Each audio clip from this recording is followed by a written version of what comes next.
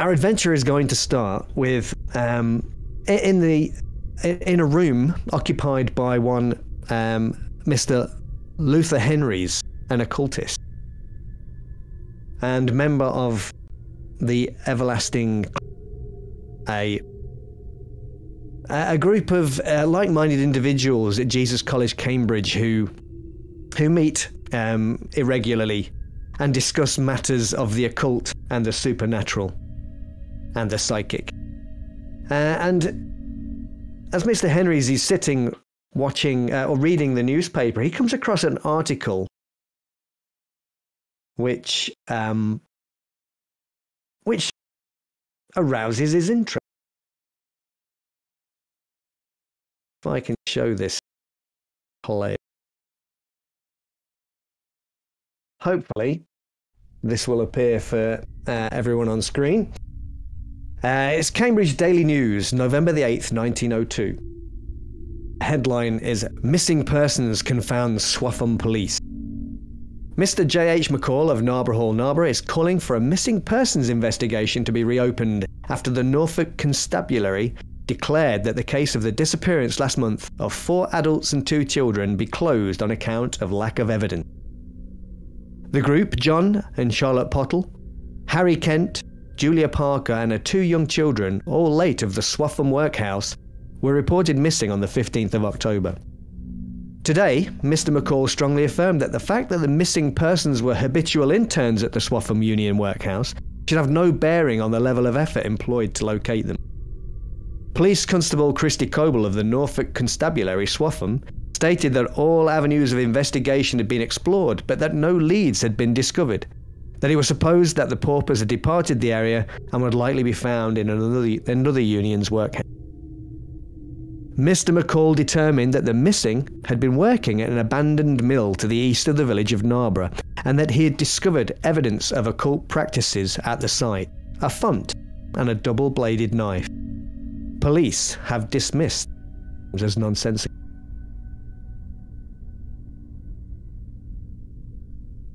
A few telegrams are exchanged between Mr. Henrys and Mr. McCall, and it is decided that Mr. Henrys and a number of members of the Everlasting Club should be interested in investigating these disappearances. And so he gathers a small group of you together, and you head out by train to Narb, the village of Narb. Okay.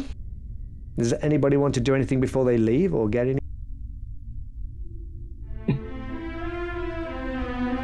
The sooner we're there, the sooner the action begins. Yeah. Let's set off at once. So it is a train journey of a couple of hours from Cambridge to Narborough, and you arrive at a very picturesque little village. It's November, so there's a chill in the air. The leaves are kind of brown and red on the trees and getting ready to fall. And you find yourself on this empty platform of this train station, neatly placarded train times on a board near the office. There's a white picket fence that kind of separates the platform, and there's in the distance you see a hand-swiveled barrier close to the road. The smell of kind of coal dust, creosote from the track, and fresh paint kind of wafts by, and you can hear the train's whistle screeching in the distance, and then slowly increasing cadence and of the chuff as a train leaves the station, and billowing clouds of steam begin to clear. And here you are in Narborough. It's kind of a cloudy day. The sun is but the clouds are quite thin, and the sun is kind of weakly kind of shining down through them, and your breath is kind of forming little clouds as you breathe out. Well, this is An interesting place. It has that country smell to it. It certainly One way does. of putting it. Well, we must enjoy ourselves here. We're out of the big smoke, out of the city. What more can we want? You managed Maybe to a fine acquire. summer's day. Yeah, yeah, if only it was summer. You managed to acquire November. transportation. Where is it that you're wanting to go first? Would you be heading directly to Narborough Hall, where Mr. McCall resides, or did you want to go anywhere else first? Straight to the mill. The mill.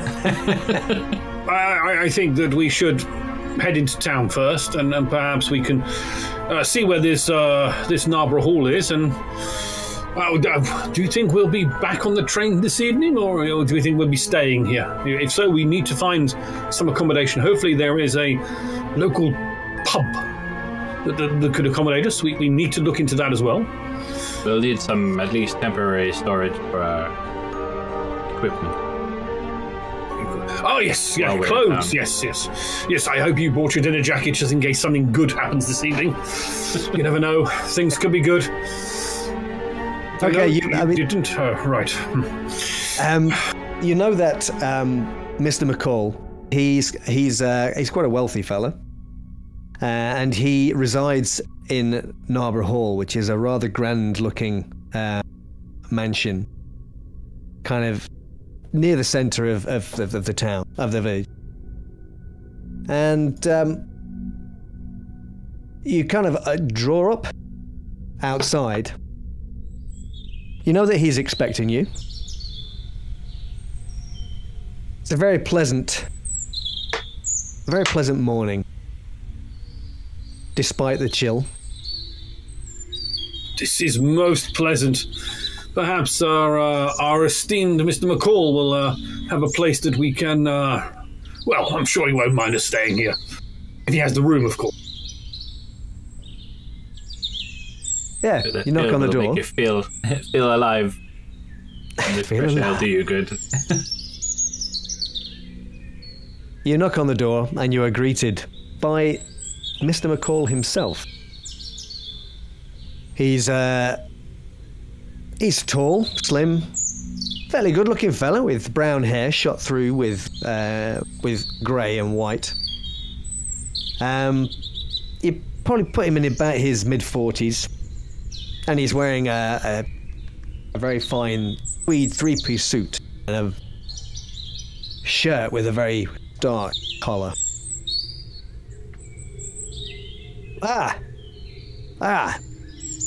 Good Mr. morning to you. McCall. Good morning, sir. Thank you for coming. Please, he gestures you in. Thank you. A lovely place. He leads you through into a parlour. There is seating there for all of you. You can hear noise around the house. Somewhere there's some young children giggling.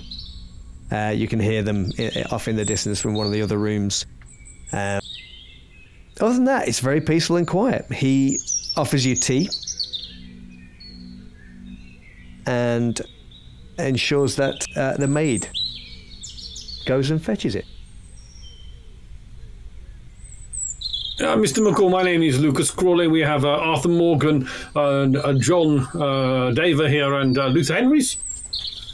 We are from the Everlasting Club. Yes, Mr. Henrys, I believe it was you that I was in correspondence with. It's, Well, yes. I'm very, very glad you came. Of course, I had heard about that business last year. That is what brought your name to my attention, and you just seemed that you may very well be the men for the job. The police constable here is, how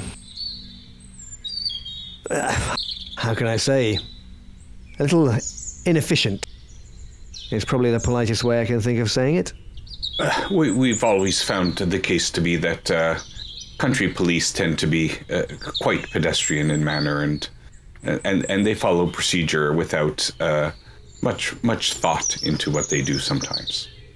I suppose that makes sense. You are from a big city, I suppose. And Mr. He's looking at you, John. Yes, Mr. Davar. Yes, I handle things.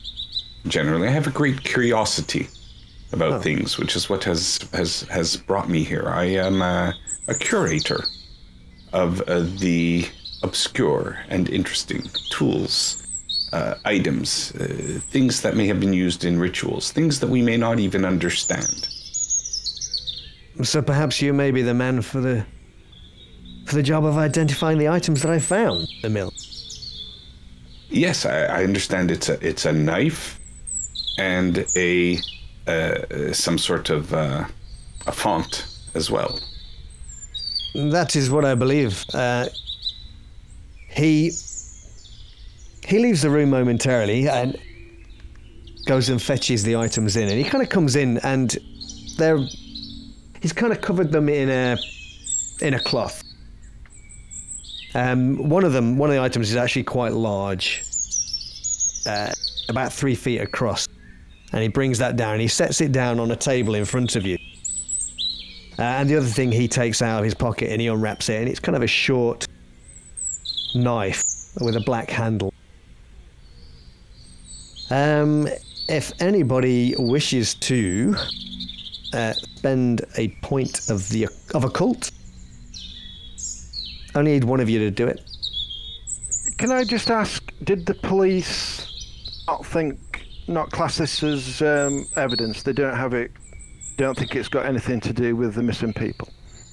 Is that why you have the items? I have the items. The police, when I'd mentioned that I thought there was something more unnatural at work, they dismissed it as ridiculous. Well, you have to understand they're quite simplistic views. There does not appear to be any blood on this knife or markings or any such dirt or fibers, perhaps, that have lodged onto one of the sharper edges. And I'm going to examine it at that point. Okay. Did you want to spend a point of occult, then? Yes, I'll go ahead and I will spend my so occult you just point. Click on occult. Okay, and I spend it. Okay. Did that work? It certainly did. Excellent. And so, this is what you can gather from... It's a knife. This with you. It is a knife. It looks sharp. Right, I'm putting... This will be a handout that you will see in the journal section, the chat window there. It's the thing that looks like a book. Jake? Yep. So you should see that there. Share the... Okay, yes.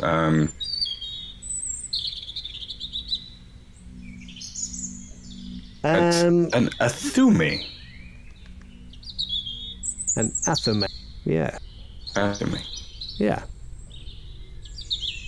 I mean, you recognize that pretty much instantly when you see it. It doesn't look like the kind of knife that would be used as a weapon, but certainly used in occult practice. And the information here is known to me, correct? That's what you know, yeah. Okay.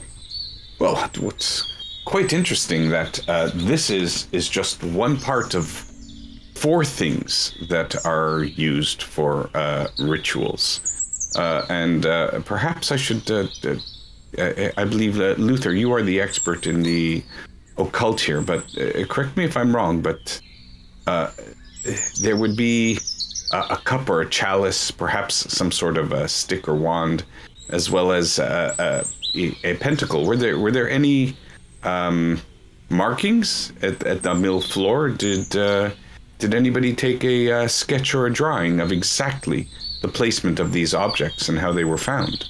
No, to be fair, I did find them hidden amongst a woodpile in the mill. But I found no markings, such as what you're speaking of. Did you search the woodpile fully? Or just you spotted them through a couple of logs and bits of wood? I just removed some of the bits of wood and found them underneath. They'd been hidden, but not particularly well.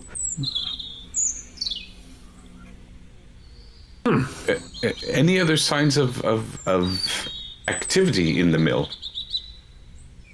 No, the mill, it's actually been abandoned for 15 years. But I'd heard that paupers had recently been taken to camping. Oh. Camping there. I believe they were trying to harvest some of the old bone meal that had been left to sell. Why is it abandoned? Is it just not used anymore? The production stopped? Yes. Yeah. It's owned by a couple of local businessmen. They own the granaries here at the moment. But now that other methods of fertilization have been found, fertilizing the soil, the bone meal has become less useful. This could be quite concerning. Concerning the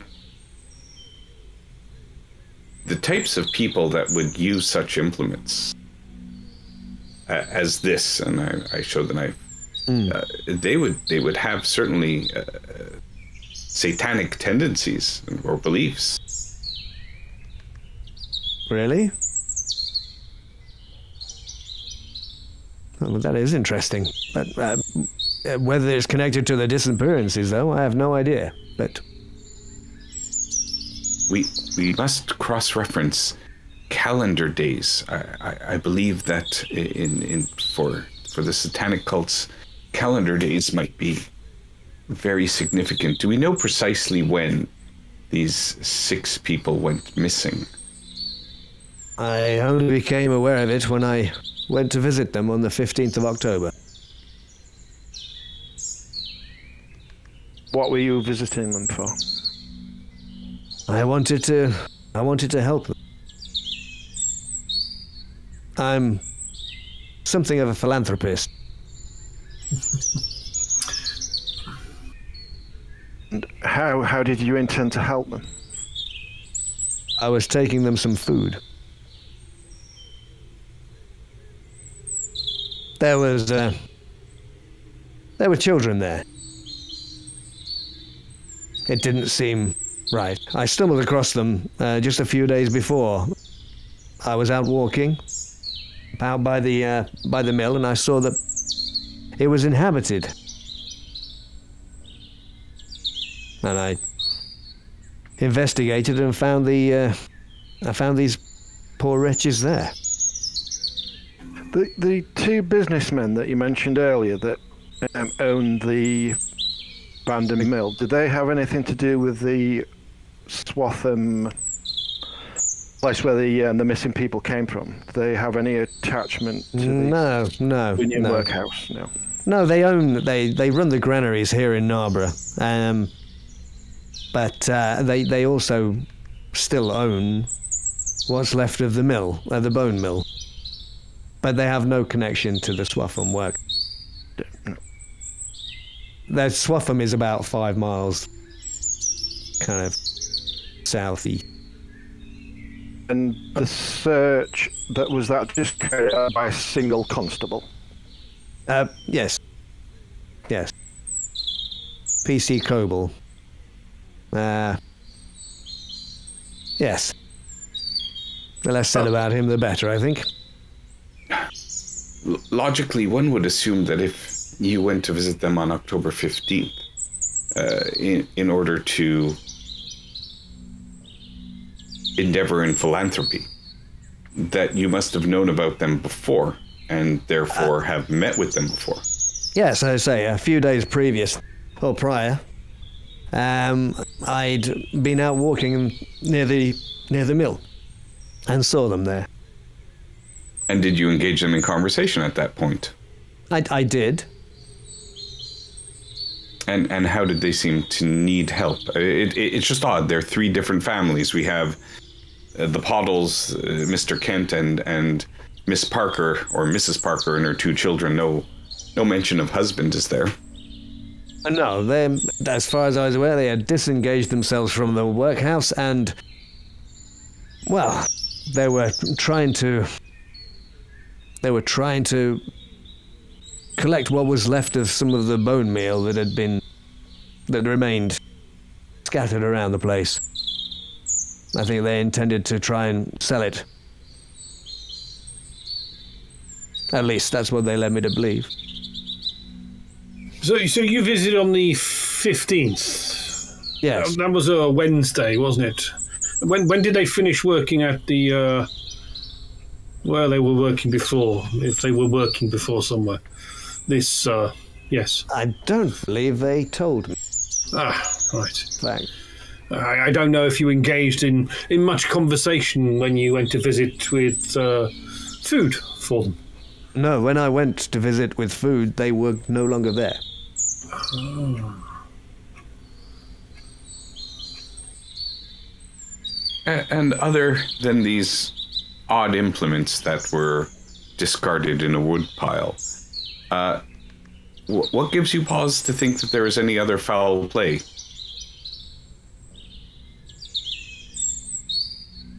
Just a feeling. They didn't appear to be in any hurry to move on.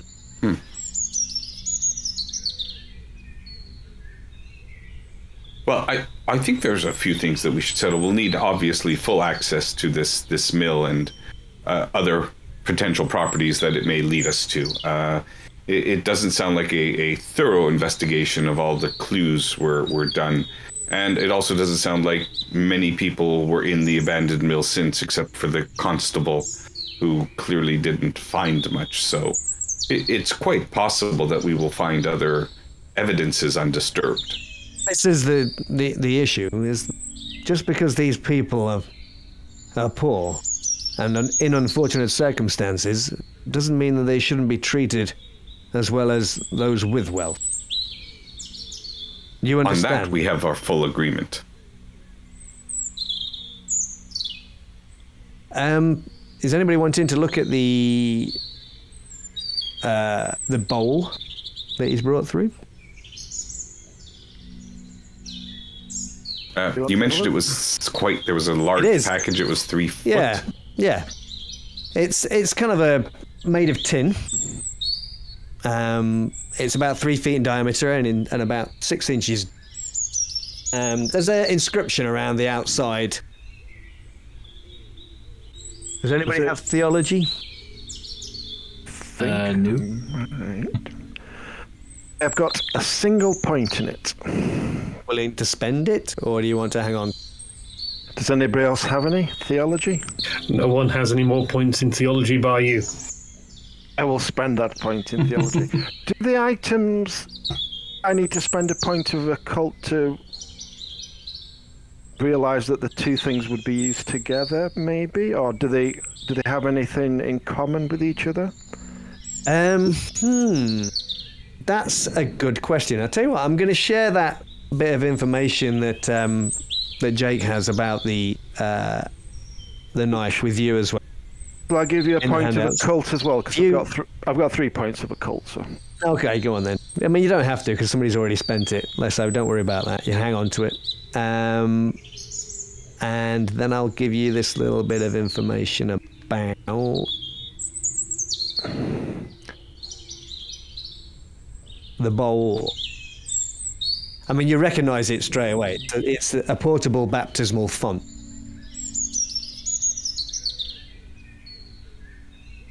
So, is the only me can see this? Yeah. So it is inscribed, when thou passest. I think that's how you pronounce it. Passest. Yep. Fish through the waters, I will be with thee.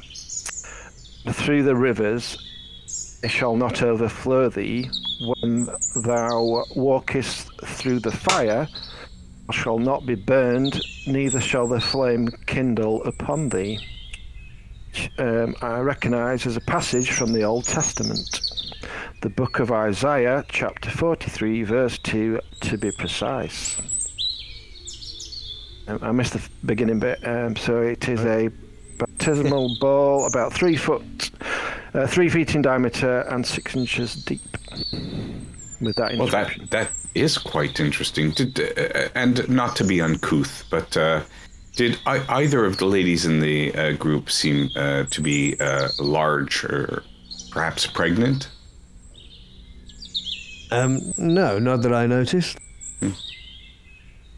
No, I wonder if you this think was taken from a nearby church as well. there's only the one church, All Saints Church, not far from here. See if they're missing anything from their inventory.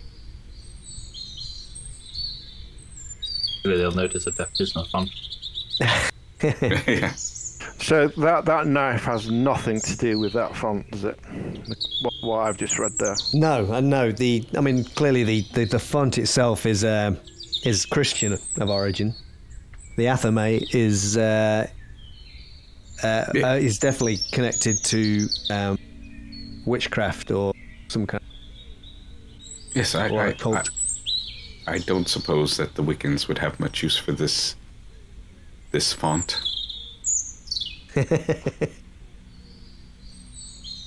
No. Well, okay, unless they were late to the church. It is always possible. Perhaps we should go and take a look at the workhouse as well. Investigate when they were last at the workhouse in Swatham. Is there any dried liquid in this bowl? Any residues that can be found? Ooh, that's a good point. Now, as you're kind of looking at, yes, there is some kind of residue font, which kind of reminds you perhaps of rust. And as you're kind of examining, how are you examining this thing? Yeah, well, I wouldn't want to disturb it. I'm going to call the attention of my colleagues to these residues inside it, very carefully, and just kind of try to look closely, maybe see if there's an odor emanating from it that I would notice. I notice a coppery smell, perhaps, or a different smell. Yeah, so you're showing it to you're pointing it out to your colleagues. And I guess Dr. Morgan would probably identify it quite easily. It does appear to be dried blood, but it's mixed with something. You're not sure what that could be. I could use my 1 point of chemistry.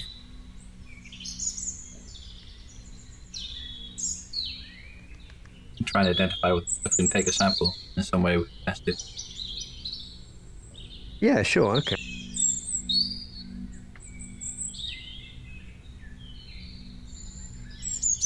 I think chemistry would be the better closest. It probably would. But we may have to get the results in a while, because I think perhaps here is probably. Yeah, we'd have to sample them, and you'd have to run a test on them somewhere. But yeah, you'll have the equipment or whatever to do that. It just depends. Actually, did you want to? Should we do it? Just say now. Oh, we can do it whenever it's convenient. I mean, I can take a scraping now and just keep it in like a little glass vial. Okay. So you take your scraping, but yeah, it's definitely blood. It's in there. Yeah, what next, gents? Well, should we go and take a look at the mill? Perhaps we can find something else in the woodpile. That would be my Crime course. scene. Yes. Well, no crime scene, is it? The police aren't involved. But yes, I think we should take a look at the mill. Have a good look around, see what we can find. Yeah. Do you need to test that, Arthur? Yes, we can run away out of time. Good. But Mr. McCall, is there somewhere in the village that we could perhaps stay? There is an inn. There's an inn. Not too far away. The Ship. Right. A pub. Marvellous. Lovely home you have here, sir. Lovely. Yes, I can have your bags delivered there. perfect. Thank you. Delightful. We can get help us get on. Okay. We can move, gentlemen. I So think you Jensen wanted is a you good thing wanted to move. head to the mill first? Is that what you were suggesting? I think So most evidence probably be. So we do have a lead for the church and then the lab test later on. Okay, so Mr. McCall, he arranges to have your things taken to the inn. In the meantime, it is kind of a walk, a little bit of a cross-country walk to the mill. It's not kind of off any major road or anything like that. It's a bit of a dirt track that you're going to have to walk along to kind of get to it, following the river. Oh, this is wonderful. It's a brisk November morning. We're out in the countryside. Gentlemen, this is what life is worth living for. It certainly is. Yeah, And it is a very, very pleasant smell walk. of manure and farm. Goodness. Well, I'd rather smell manure than smell some of the smells you get in the cities. Indeed. Yeah, and so this you take a pleasant walk of about 30 minutes, 45 minutes. You follow down along this narrow stream, the River Nile, until you kind of see the structure in this kind of dilapidated wood and brick building kind of in the distance. And so you approach the mill. There's the river kind of gurgles merrily as you kind of get near to the building. You can see it's relatively intact, just showing a few signs of wear, despite the fact that it's not been really in use for the last 15 years. Yeah, all is well. But perhaps you have I don't know, perhaps you feel a little uneasy. As you would. Well, gentlemen, it is a fine Saturday morning. We're here in the countryside. And the hairs on the back of my neck are tingling. Let's go. Come on. I'll go first. Head into the mill. Yeah, sure. A sense of adventure, the intrigue, the mystery. All these things that make things just absolutely marvellous. Marvellous. Must proceed with caution. Caution! Wherever there's witchcraft and satanic rituals involved, you don't know what you might be disturbing. Well, Which is why we let him go first. we can slap anything down. Don't you worry. 4 strong gentlemen such as us. You make your way into the building. Inside, as all of the windows are basically boarded up that are here, it's kind of dark with very narrow shafts of light kind of shining, kind of highlighting the dust kind of blowing around within.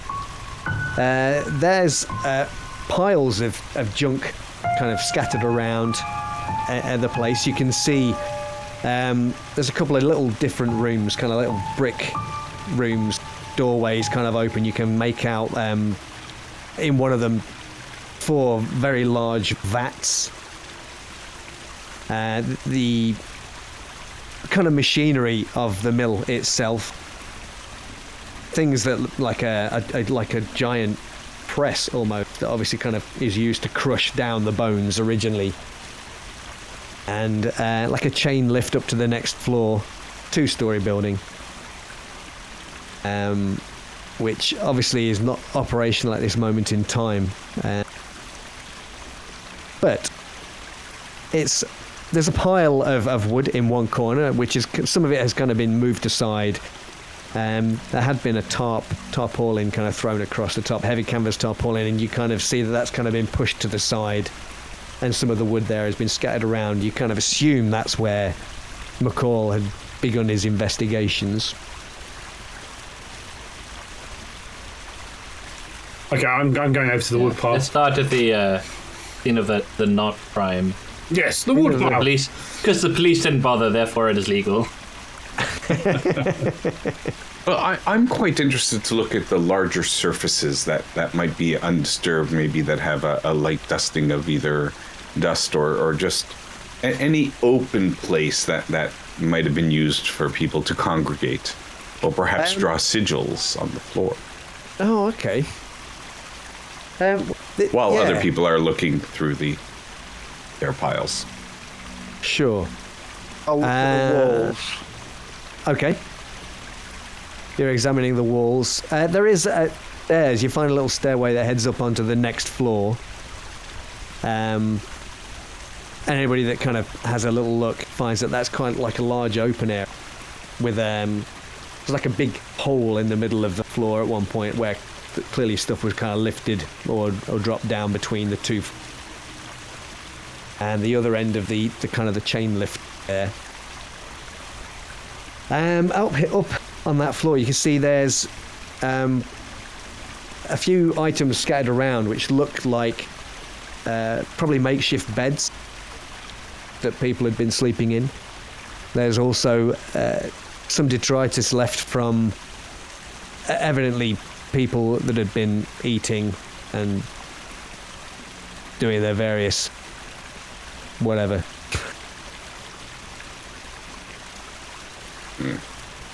They're all kind of upstairs on that first floor. You don't find any signs of any sigils up there, though, John. Nothing seems untoward, just the fact that there's kind of a few personal items that are still scattered around and just left there. And anything of an interesting nature? Any cups or utensils? Yes.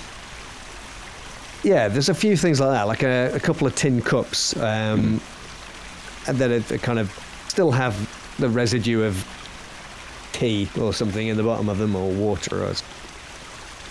And as you're kind of scrabbling around there, you've come across looks like a pamphlet, a printed pamphlet.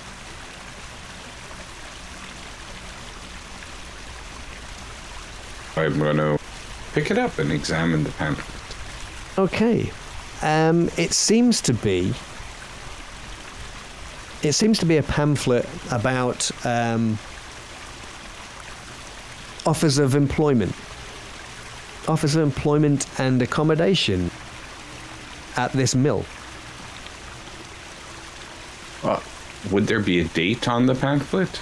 There is no date, but it doesn't look old. Office of Employment, but we know that the mill has been inactive for quite a while. I will bring this to the attention of the others. It seems like maybe somebody was operating something out of this mill. This pamphlet looks quite recent. Downstairs, as you're kind of searching through, everything looks kind of normal. There's nothing carved into the walls, if that's what Luther was looking for. You don't find any signs, evidence of anything kind of carved into the walls. The only thing that I guess it's going to be Lucas finds will be there's kind of like an area which seems to have like a pile of the remains of some bones and kind of ground bone dust.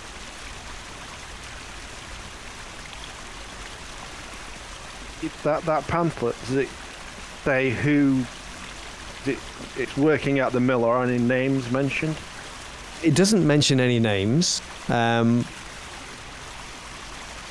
No, but there is a little bit of writing at the bottom, kind of saying that it was printed by Swaffham printers William John Co.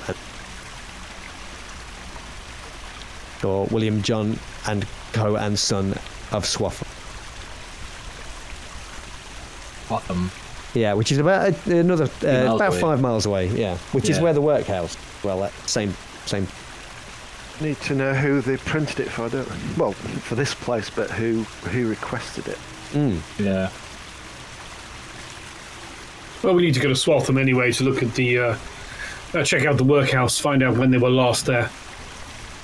Perhaps we should also take a little bit of sample of this bone dust, bone meal. It if what we had found in the bowl is actually the residue of blood and bone dust, then we can at least ascribe to whatever event happened with that bowl to have happened here. Did We they? can take some samples. We should also check, the scene of the ritual. Yeah. They actually make any this bone dust? They were going to sell. Going to try and sell some, weren't they? Is there any signs of them actually making any? No. Because if there's like a pile of bones here, you can maybe assume, and it's quite a large pile of bone. You can assume that maybe they were gathering them up. Potentially, they were going to try and grind them down. Although you can't see that the actual. The way it works, you've got kind of a grinder that's here. You've got a grinder, and you've also got a hammer mill as well. So you've got a mill which will kind of stamp these things down and crush them into a dust, and then you've got the grinder which will then grind up the bits into a fine powder. And there's quite a lot of the bones here that have not been even under the hammer mill. No human skulls or anything. Well, it's funny you should mention that. Now that you're searching through the pile, you're a little surprised as you kind of go scrabbling through. You kind of slip at one point, as you're climbing this little pile. You kind of slip, and your hand kind of falls down to the side, and it rests on something that's kind of rounder. And as you look down, to your horror, there is part of a skull. Half of a human skull. I think you should make a stability roll at this point, if you wouldn't mind, Luthor. It might just be a deformed cow skull. I mean, it's likely, right? It's likely. Or a sheep. They do breed them weirdly in the East Country. Yeah. So if you Oh, just sheep, click, you found a skull. if you click on stability, which is in the general skill list, now you can add points to increase your chances of passing the roll. But if you fail, you will lose those points and any stability that you might. So if I succeed, do I lose them or do I keep them then? If I succeed? If you succeed, you've still spent them. Right. I'm going to spend 2 points. Okay. Watch me roll one more. Hello, look at that. Nice. Okay. Nailed it. Yeah, so your hand kind of comes down this thing and you kind of lift it up and you think, oh my god, it's a human skull.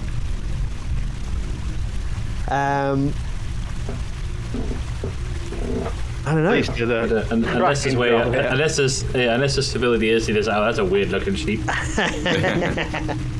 All right, so it's in half. It's actually in 2 parts. You're not sure where the other bit is. Talking like back off, not the front. No, it's kind of like down the middle, perhaps, just so you can actually see part of the teeth, and one of the eye sockets is there. Perhaps the lower jaw's missing. We're talking a hell of a lot of bones in this pile. There's quite a lot of bones here in this pile. Yeah. Oh, need to get the police here again, don't we? Because we found the remains of a human body. Well, did you shout out when you I would presume so. Oh, look what I found. Yes. So you're holding up this skull, right? Arthur, I think we found your crime scene.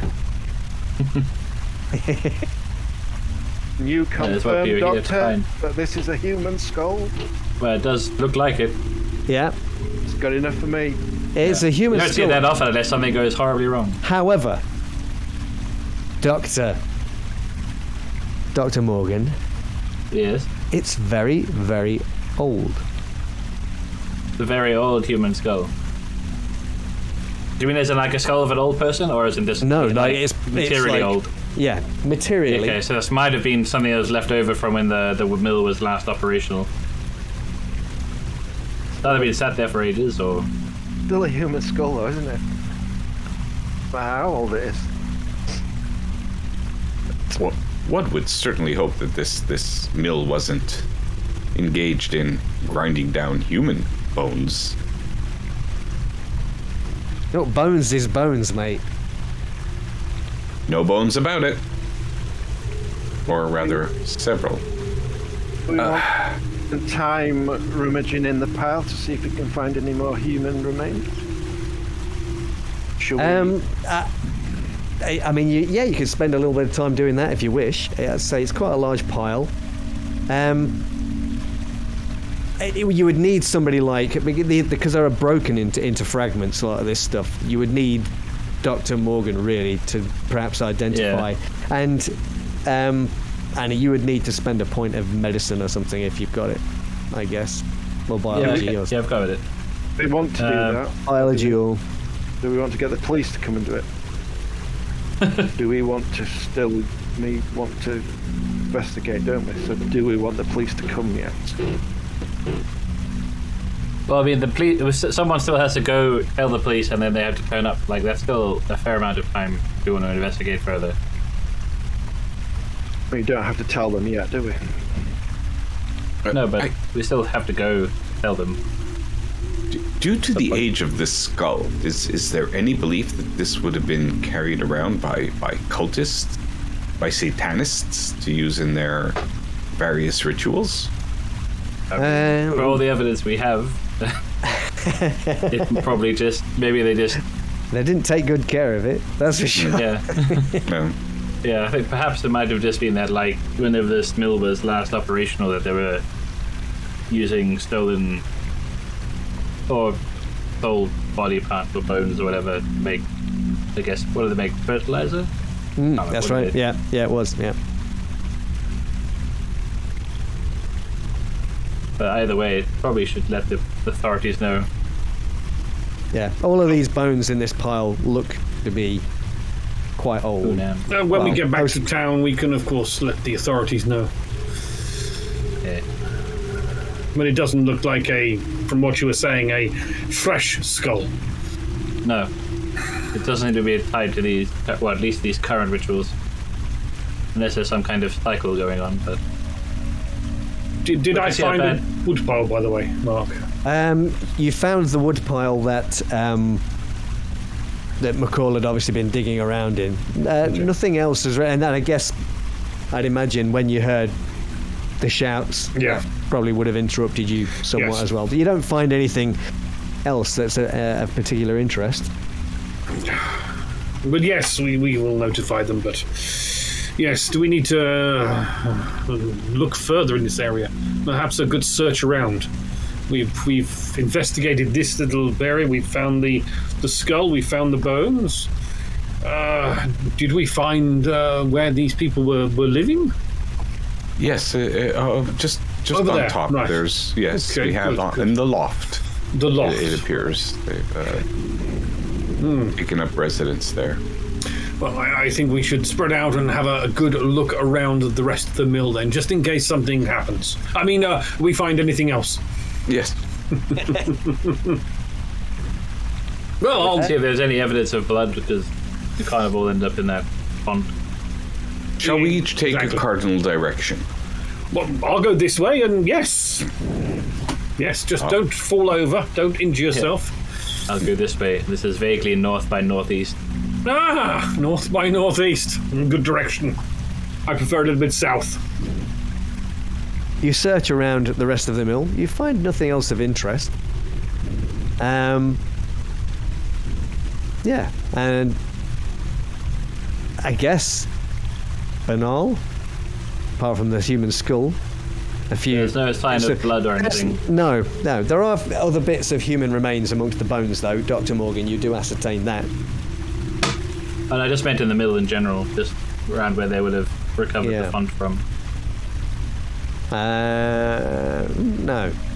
And no maybe they table like. prepared it somewhere else and brought it here. So no table-like structure there or pedestal-type setup anywhere where a bowl may have rested upon. No, not that you can see. Not that you can see. I mean, don't get me wrong. There's plenty of clear areas scattered around. Some within the same kind of area where the bone pile is. There's like lots. It's quite a large place. Yes, well, I concur that we should investigate the grounds, and then perhaps if this bowl was stolen from the church, it should be. If we've collected all the evidence from it that we could, then it might not be a bad idea to return it and find out under what circumstances it disappeared from there. Yeah, I think we should return it after the investigation, but in the meantime, we should definitely ask them about his disappearance, or even if it came from that church or another. Well, but if certainly, it's local, then if any of the parishioners noticed any rituals or any people acting suspiciously, they would have consulted with the priest. He may have some information about the goings on of the area. Are you heading anywhere else then? Yeah, I'll take the westerly direction to search around the grounds. Okay, you search around the grounds, but you find nothing else of interest. So our current leads, we've got the church, there's the Swaffham print. And the Swaffham workhouse. In the workhouse, yeah. So the church is in town. Let's go into the church next. Yes, the church next. Okay. Nice swift walk back to town. Oh, love it. The church is fairly central. Country air. You'd let the local authorities know anywhere about the bones. They might already be aware and have done nothing, in which case it's fine. Allegedly. We're taking the skull with us. Yeah, might as well. Well, It's evident. But I mean, there's plenty of others there, so. There are, how many bodies would he be able to tell? We're talking several. No, I mean, yeah, it's difficult to tell. There's a lot of because a lot of it is kind of bone fragments, and some of it looks really, really old. Some of it is slightly more recent, but yeah, I mean, to actually ascertain ages of all of these things would be. Well, you wouldn't be able to do it here. There's no like signs of like say somebody sticks you in the head with a knife, it might chip or you burn. There's no marks like that on any of the burns. Have they been broken? The hand there? Well, that's an interesting one. I mean, you may find some evidence of some stuff like that. Just I guess. Wondering if they've died by natural causes, and I don't know, they've been dug up from the graveyard, or have they been murdered in some way? Yeah, I mean, if they were all murdered, that's a lot of murders. You know, there's quite a few different bits of bone knocking around it, and it isn't just all human bones. Well, I think we can rest assured that if we're heading towards the church, we would find the church graveyard somewhere nearby. And if any of the graves were recently disturbed, that would be something that we would, educated people such as ourselves, would be able to determine in a short matter of time. Okay. You make your way back, following the river, back towards Narborough. You can see the church, obviously, from quite a distance. It's one of those. It doesn't actually look like the kind of pointed spire. It's one crenellated tops. All Saints Church. And you go in. Yeah, there's a small graveyard around the outside of it. And you kind of make your way in. I'd like to check the dates on the on some of the graves as I'm wandering around the grounds back there. Okay, you're looking for anything in particular, or? Yeah, I'm wondering if this is an active graveyard or it's kind of just an older one where there's no more space and another graveyard in town is used, or people, I think bury themselves on their own farms here. No, there are a few more recent graves here. But it stretches back. Okay. It does stretch back 100 years or whatever. Yeah. We're no longer hearing the river because we're not there. Okay, guys.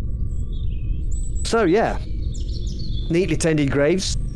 There's freshly cut grass. And the open church door. Walk in the church, then. Yeah. It's a particularly fine example of a flint dressed church. As you step inside, there's that familiar church smell that you get, and you can make out this the two rows of these kind of rickety wooden pews with dusty kind of hymn books kind of on shelves on the backs of each. You hear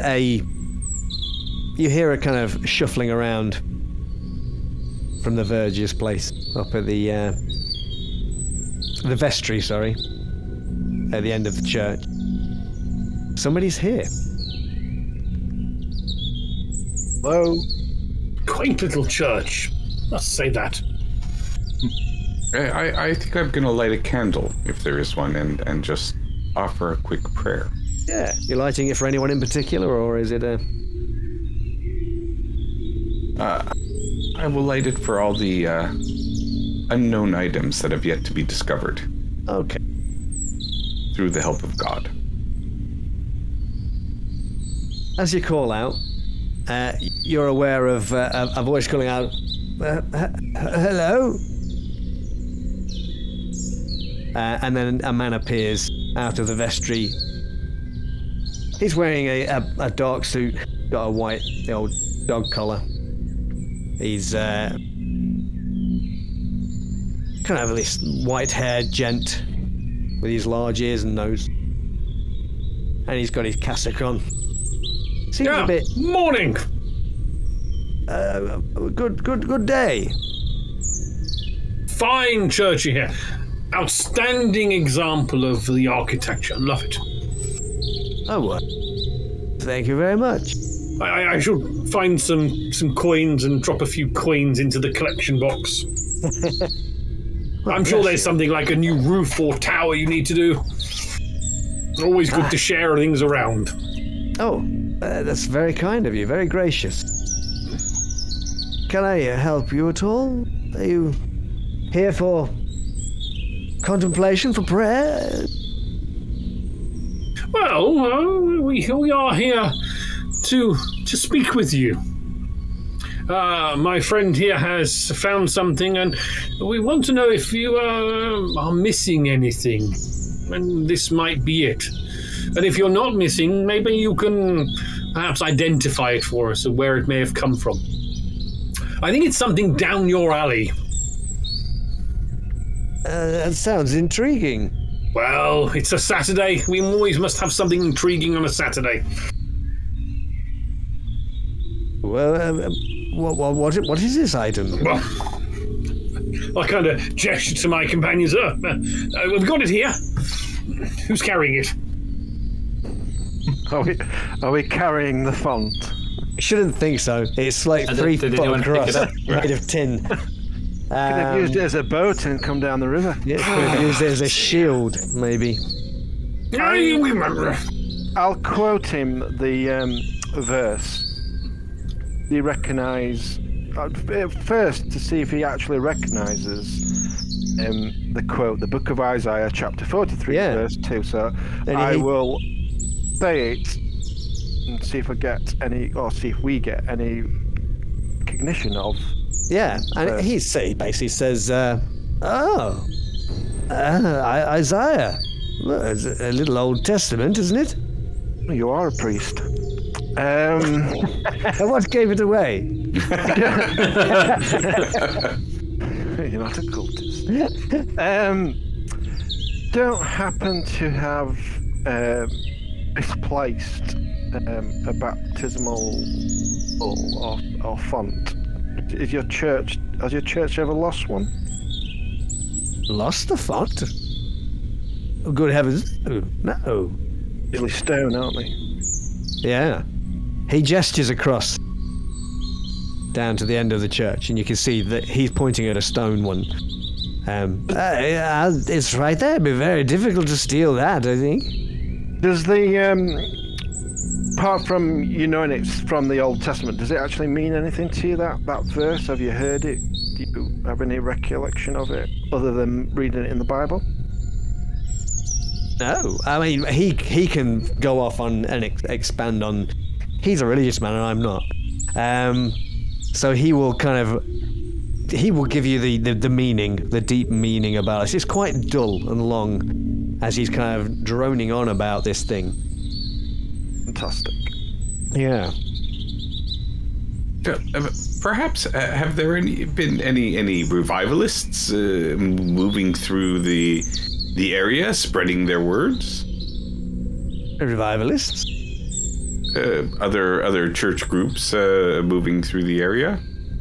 No, not that I'm aware of. No. I'm sorry. What was your name again? Yes, I am John. I am. John. Named after the saint, of course. Of course. The fine name.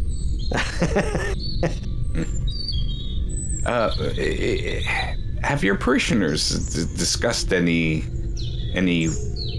odd events that they have seen, or strange people coming through town professing strange ideas? He thinks about that for a moment. Oh, they're good Christian folk. Christian folk would. Well, you mentioned the font. Did you say you had found a font? Yes, we found it at the abandoned mill. Oh. Nothing as elaborate as what you have here. It's a tin. It's manufactured of tin, and we thought perhaps just for ease of transport. Sounds like one of those portable ones, yes. No, it's curious, though. You remind me, a few weeks ago, there was an odd occurrence. A man. It was in the church. I think I may have stolen it. He was standing right there where you are. Was admiring the font, I think. And when I appeared, the poor fellow must have been in a fright, and he ran away. What did he look like? Had you ever seen him before? No, I hadn't. It was quite a young fellow, I think. Dark hair. I didn't get too good a glimpse of him, to be honest. My eyesight's not what it used to be. About his clothes, was he well dressed, or maybe not so well dressed? No, he seemed to be quite well dressed. Was he someone you'd seen in church before? Perhaps at the previous Sunday's service? No, I don't believe so. I don't believe I'd seen the chap before at all. I have a good look at the font. Yeah? So it's just a standard font? Yeah, I do wonder if the one in the hall is a replica. if that's what he was looking at. Yeah, I mean, this one clearly is not portable. There's no inscription around the side of it like you'd spotted on the other one. It's just no dried blood. Nondescript. No, there's definitely no blood. I mean, there's water in there, sure, but there's no blood. Baby's tears.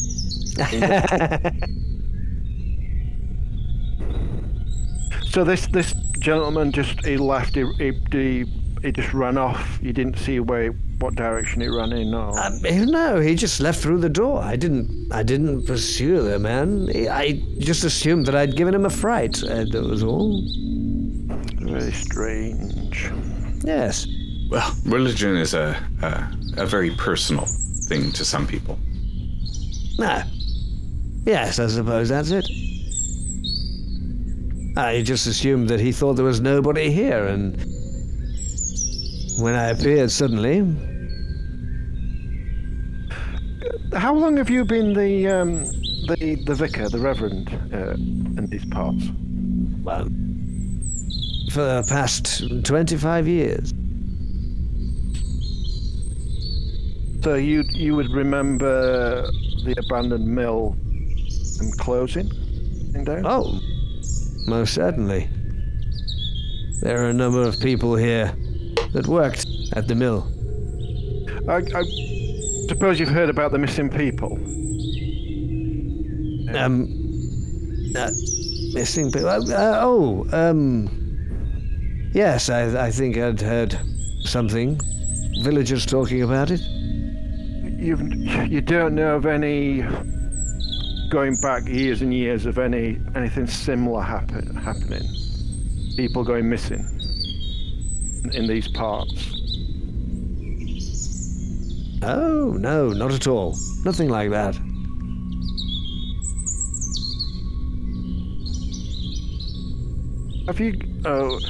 Have your graves ever been tampered with? Good heavens, no. Never. No. Shocking thing.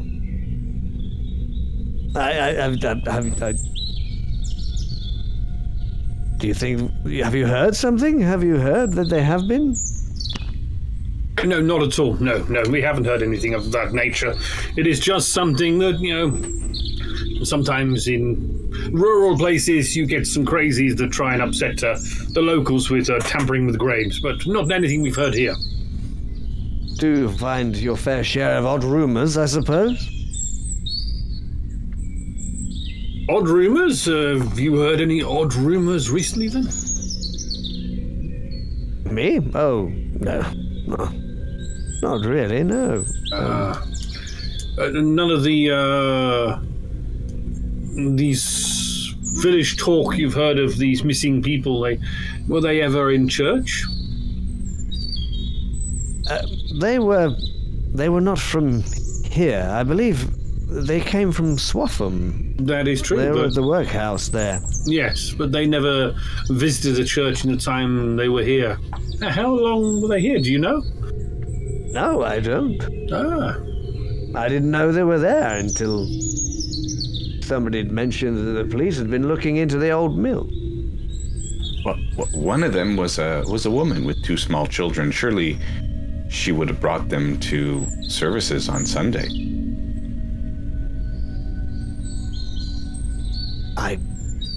I can't say. Huh. How improper.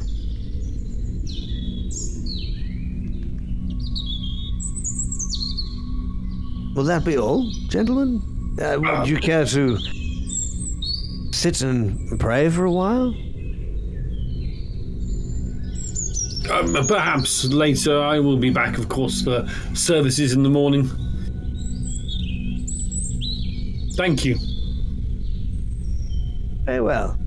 It'd be very nice to see you. And lovely to meet you as well.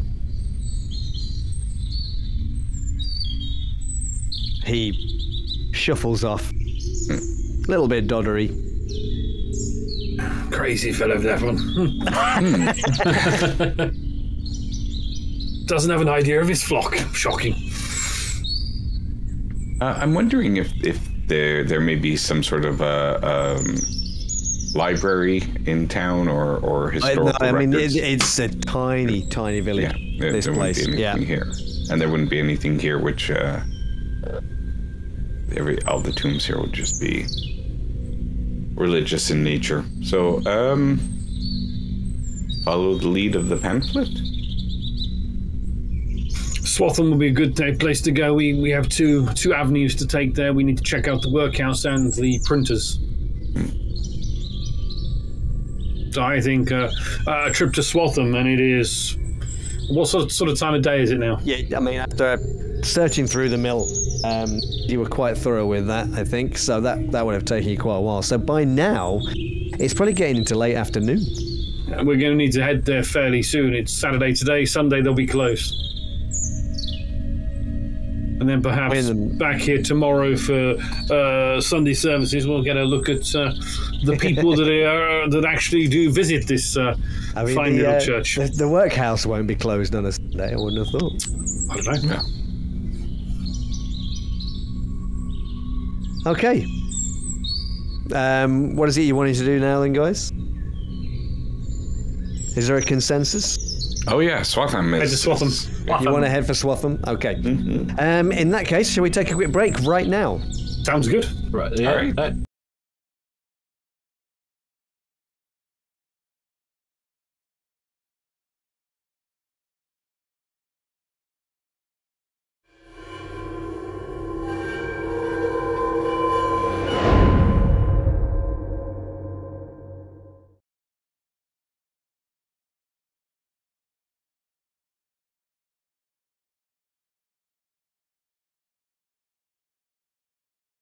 So, yeah. You arrive at the nearby town of Swatham. How you got here, we're not so concerned about. But you did. It's a bigger town than the Narborough, the small village that you've just come from. And you approach... whereabouts in Swatham are we heading first, fellas? What's the deal? What's the... The workhouse? Workhouse, yes. Because the workhouse does close on a Sundays. Does it? Workhouses were had a day of rest. A day of rest. Day of rest, of course. It would make sense. So yeah, you approach the Swatham workhouse, which is this really... It's actually a really big structure. It's... Some parts of it are 2-story, some parts are even 3-story. And it's like this big hexagonal building, which you have learned can sometimes accommodate up to 400 residents. You kind of approach there's like a lodge at the main gate in the west, which leads you up a driveway towards the main building. And there's kind of... You're presented with what you can see here, this kind of main entrance. This door into the front of it. It's actually separated out into 3 different wings for the different people. Three different groups of people. So you got children, women, and men, all separate inside here. And as you kind of go on in, you're kind of met by this rather tall, stern-looking woman.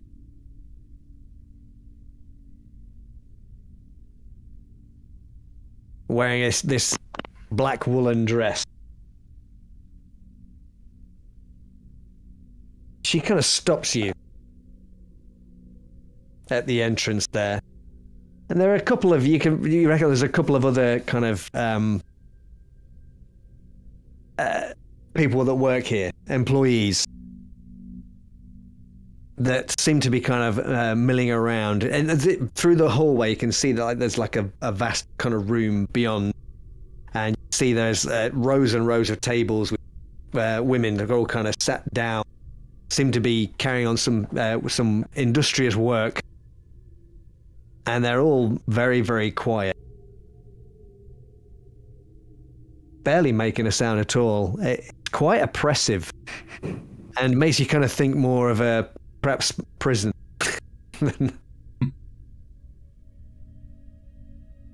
Yeah, good afternoon. Just tip my hat. She eyes you suspiciously. Good afternoon, sir. We are looking for whoever is in charge here. That would be me. Ah, marvellous. We are looking into some residents of the workhouse here that I believe may have left your establishment.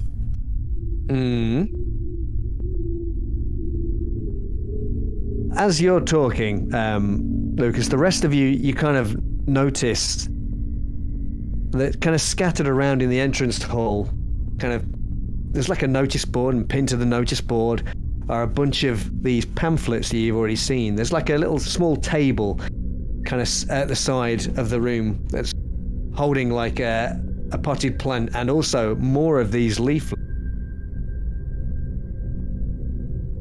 The Waffen print. Yes. Yes, indeed. She says, yes, of course. People, they can leave whenever they feel like leaving. They're not prisoners here. Of course not. No, of course not. Prisoners get visitors. She gives you a bit of a vicious stare. And who might you be, sir? And she looks you up and down. My name is Johnny. It is wonderful to see you. Do you have many itinerant workers passing through here? Itinerant?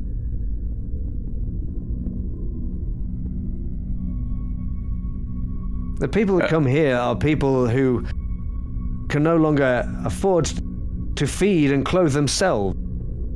Of course, they have to work for what we provide them. Of course they do. We're looking for some former residents. John and Charlotte Pottle, Harry Kent, Julia Parker, and she had 2 children, we believe.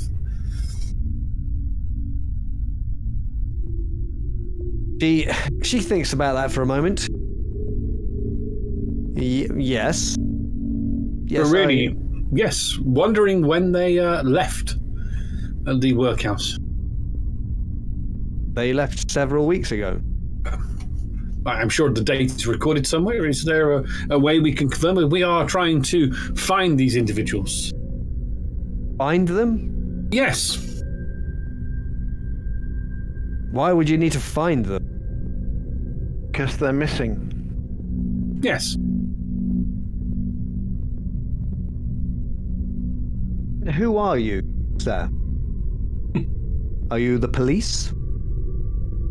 We're investigators working for Mr. McCall.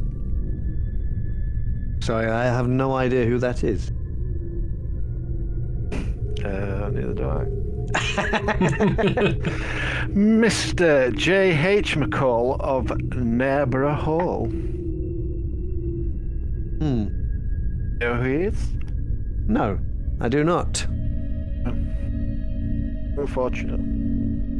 We have been asked here to look into the case of these missing people.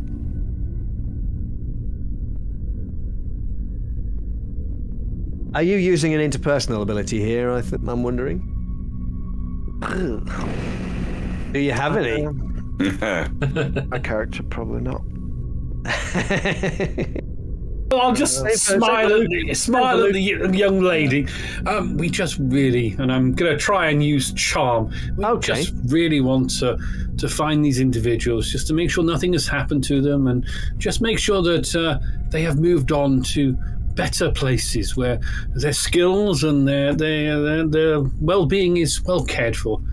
As you could imagine, I'm sure you would quite happily know that the work you've done here has helped them, straighten them out, and get them back onto the road of being valued members of society.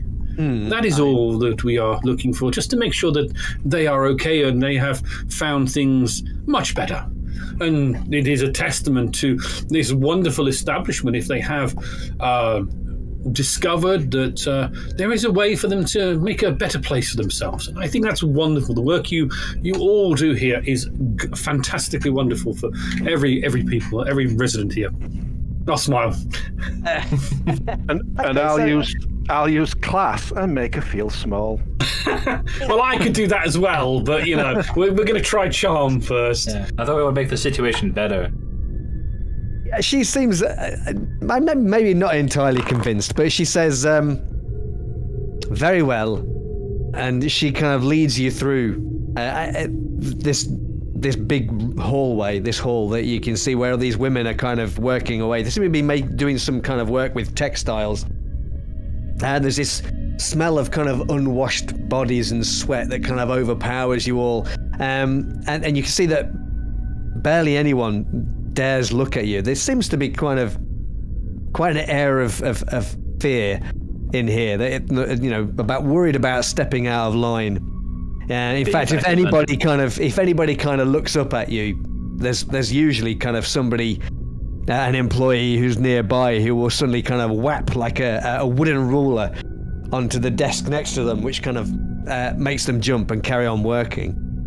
And she kind of leads you through this into her office, and into this kind of, it's on the ground floor here. It's not a particularly large office. Everything in here is very dark woody, which just kind of adds to this kind of oppressive atmosphere that's kind of floating around this whole place.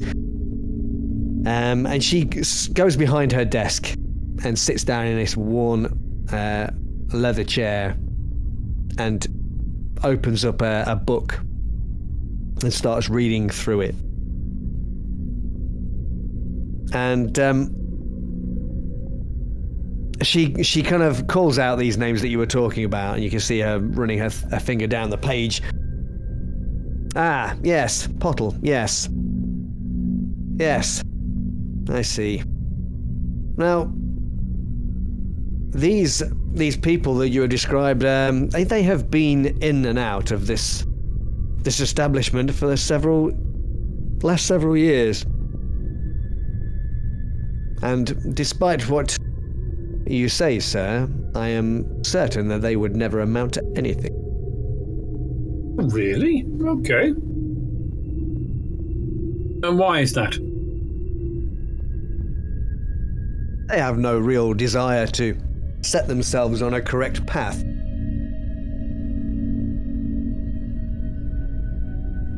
They have left several times in the past. They always end up back here. And what about Harry Kent, Julia Parker, and 2 young children? Yes. Same sort story. of thing? Same Really? story. Well, you may be interested to know that at least one of them has been seen at the church trying to get in touch with maybe a higher authority. And these people, when they leave, if any of their belongings are abandoned, what happens with these belongings? Belongings? They have nothing. We provide them with everything. We believe they were staying at an abandoned mill, and we found a pamphlet. I'll produce the pamphlet. What we found. Yeah. I notice you have the same pamphlet in your entrance hallway. Yes. Why would you be advertising the workhouse? I'm not advertising anything, sir. Why are the pamphlets in your building then? Who brought the pamphlets here? It was a man brought them several weeks ago. A man? A man, yes. Oh, what man? A young fellow, dark hair. You just Thin. thought it was okay to have them in your building? They're offering employment. Is that a problem? Did you do any checks on what this employment was? The firm were?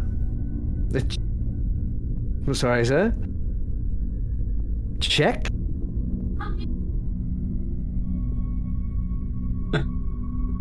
Who's your superior? I run this establishment. You own the building? It's run by the union.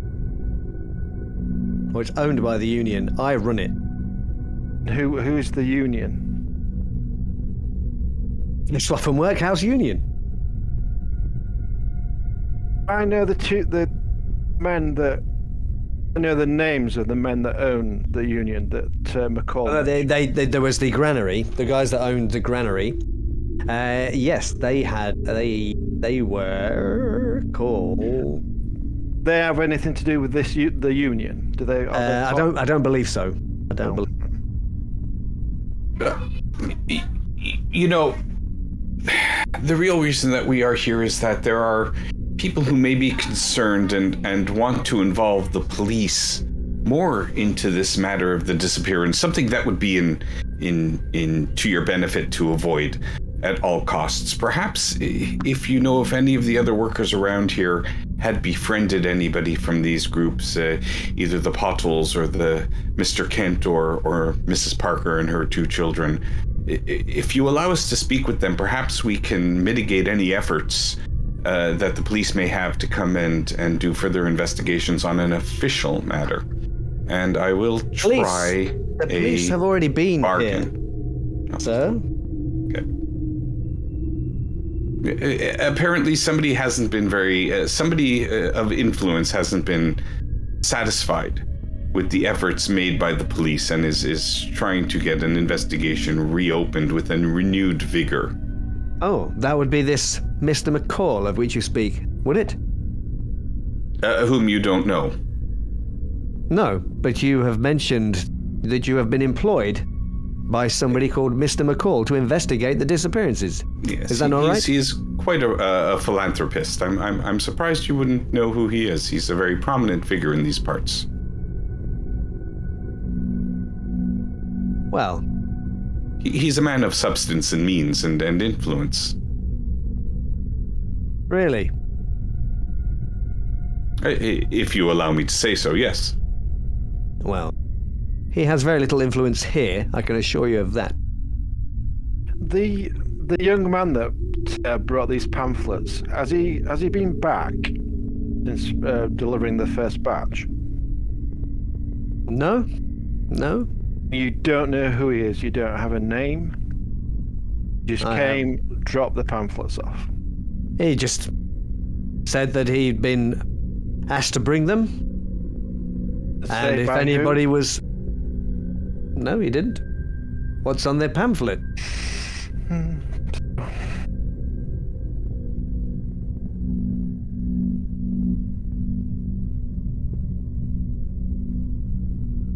Well, gentlemen. I thank you very much, madam, for your assistance in this matter. She gets up from behind her desk. Would that be all, gentlemen? I didn't get your name. Miss Barker. Miss Barker. Thank you, Miss Barker. And then she moves to the door of the office, opens it, gestures you all out.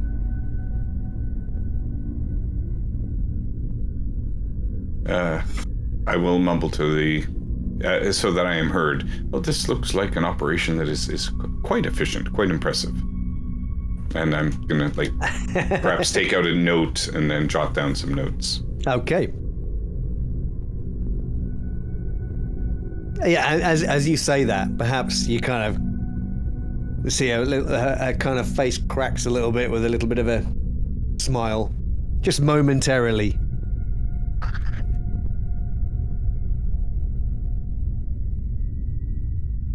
And then she shows you to the front door. As you move which through way this... would it be to the printers? printers. She gives you some vague directions.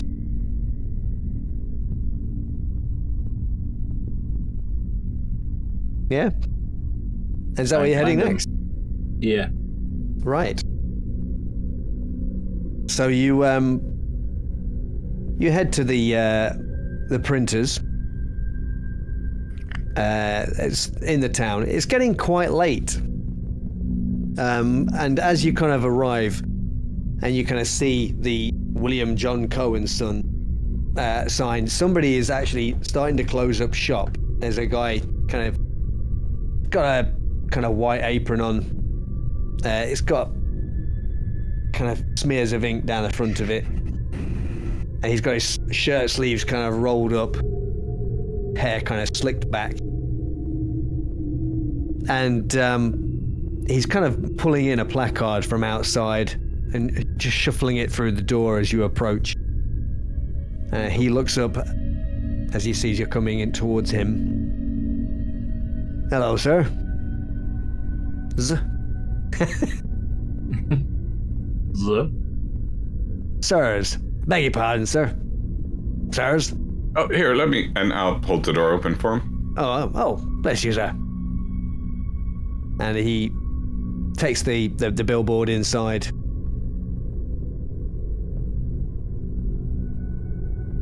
You work here long? Most of my life, sir.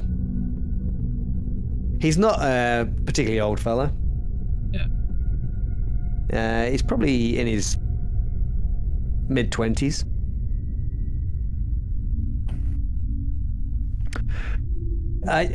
We're just about to close, sir. I don't know, what would you be wanting?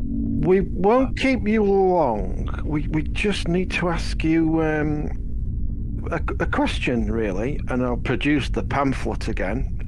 Could you tell us who ordered this pamphlet?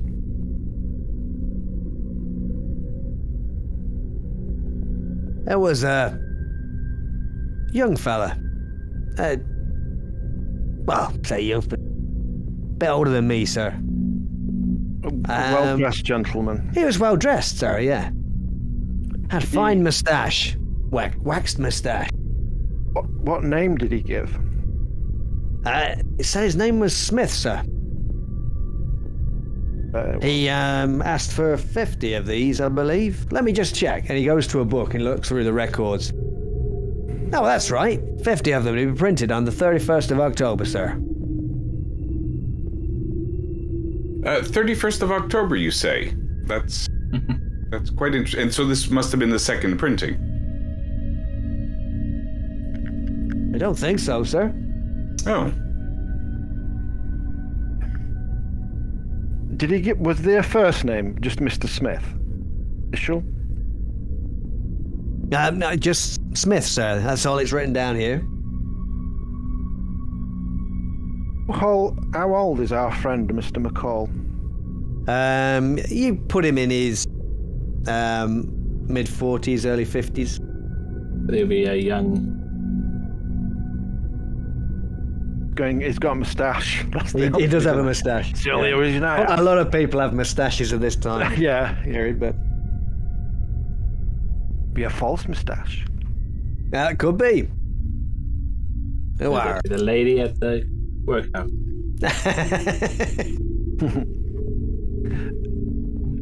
No. Are there any other details you have that you could about Mr. Smith?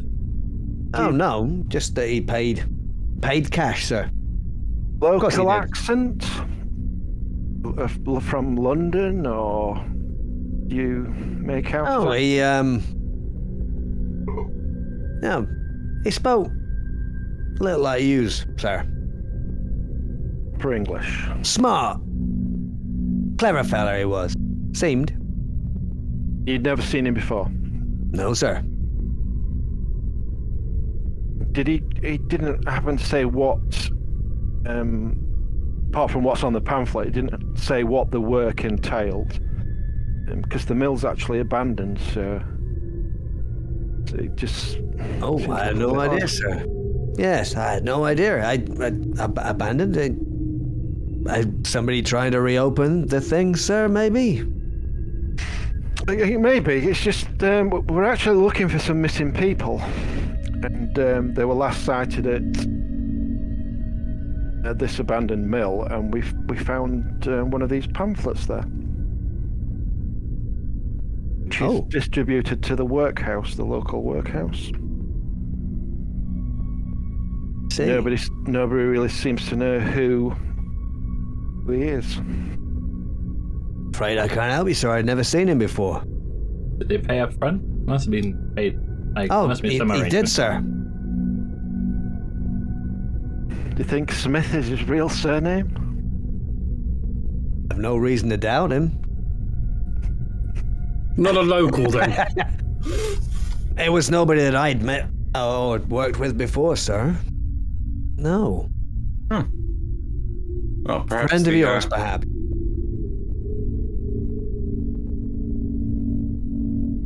Perhaps he would be known around the local pub or the inn.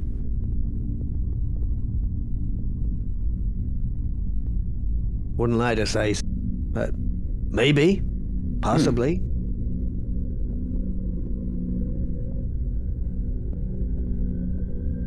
Is there anything else I can do for you, sir?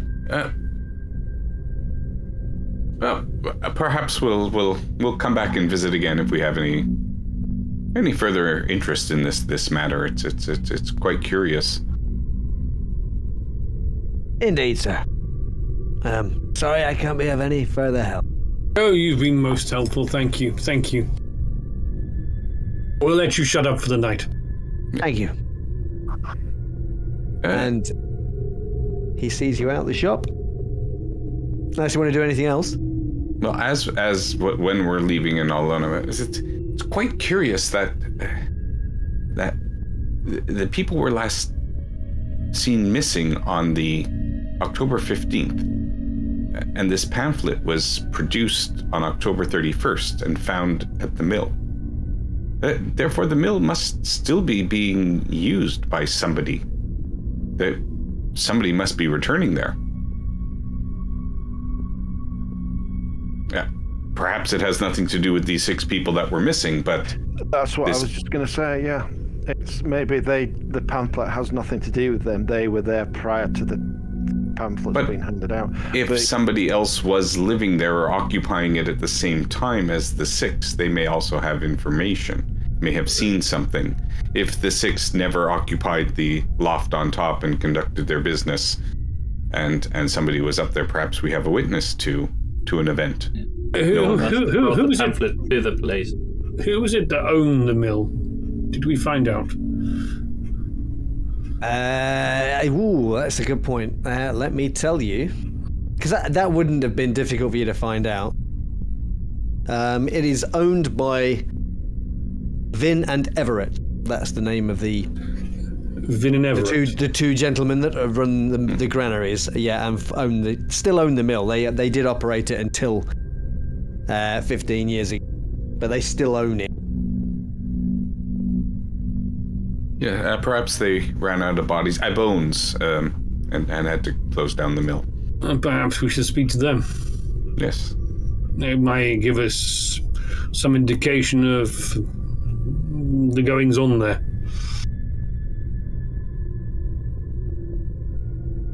Yeah. Are they in Swatham or are they... No, they were back in Narborough. You don't know where they are. You know that the company, the granary they run, is in Narborough. They run the granaries there. Right, okay. And that the mill was also just outside Narborough, there off the river. Okay. But that doesn't mean that they reside there. No. If you know what I mean. I think if we're reaching the end of the day on the Saturday,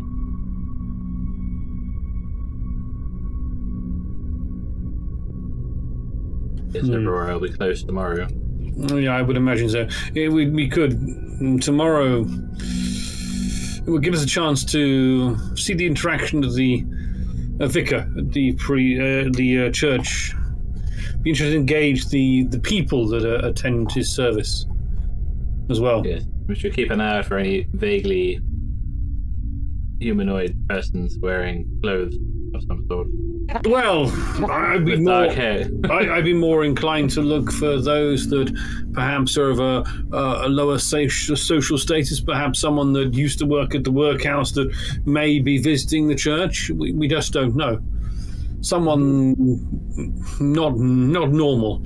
He was quite adamant that he didn't remember seeing them here. Most, even those of the most unfortunate status, would perhaps have visited church.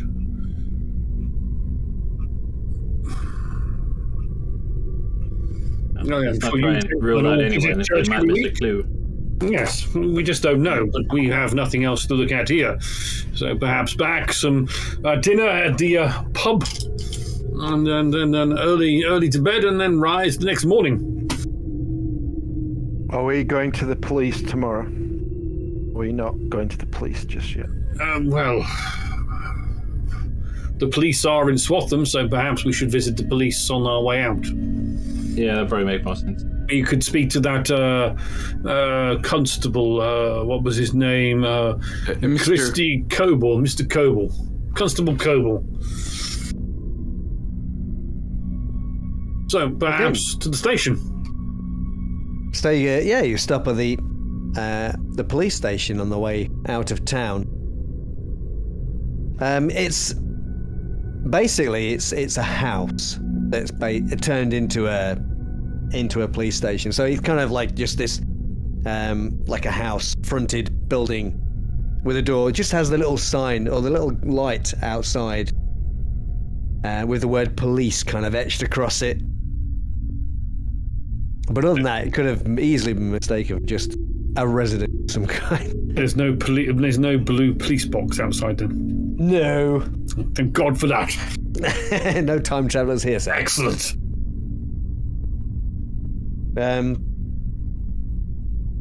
So you kind of open the door and make your way into the front office, which is basically just a desk with this large, kind of round policeman whose his uniform. Let's say when you kind of see him, it doesn't inspire you with confidence. His uniform is quite stained and a bit faded and worn, kind of frayed at the edges. He's quite a big round fellow. He's kind of eating a sandwich as you make your way in. There's a big mug of steaming hot tea next to him. Constable Goebel. Yes? Oh. He straightens up when he hears you call his name like that. Sir. My name is Lucas Crawley, and these are my associates. Oh. How can I help you, sir? Well, we have...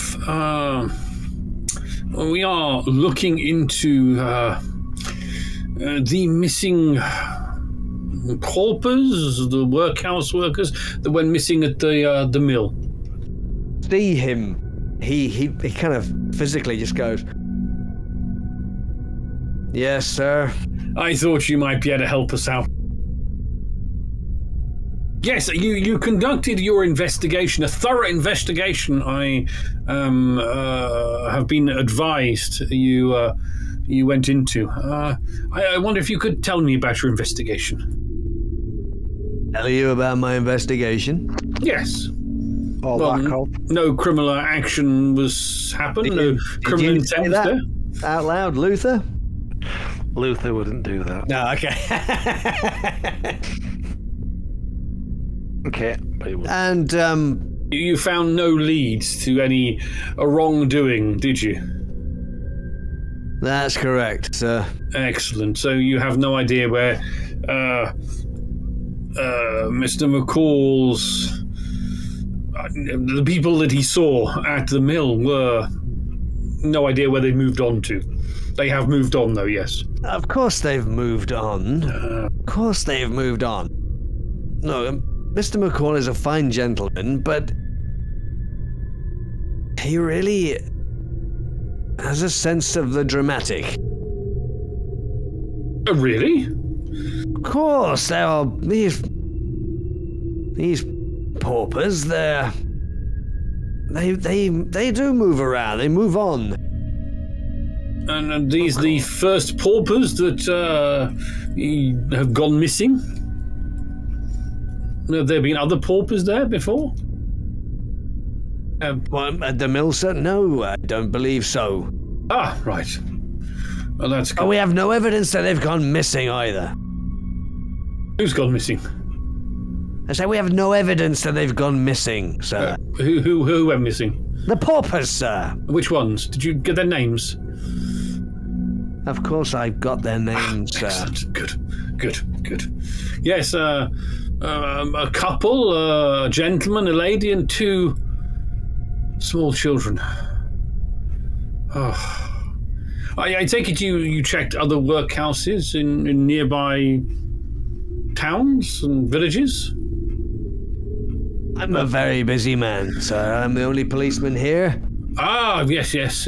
But a thorough investigation was carried out, yes? Of course, a thorough investigation. What are you saying, sir? I'm saying nothing, sir. No, nothing at all. Why would I say anything at all to upset you that you did a very poor investigation and didn't actually get around to doing anything? I'm sure there was nothing in that at all. Yeah, I mean, he's kind of looking at you. You can see his face going red with anger as you're kind of saying this to him. So, if we did find these missing people, would we direct them back to a workhouse? Oh, sorry, they're not missing. Yes, they've moved on.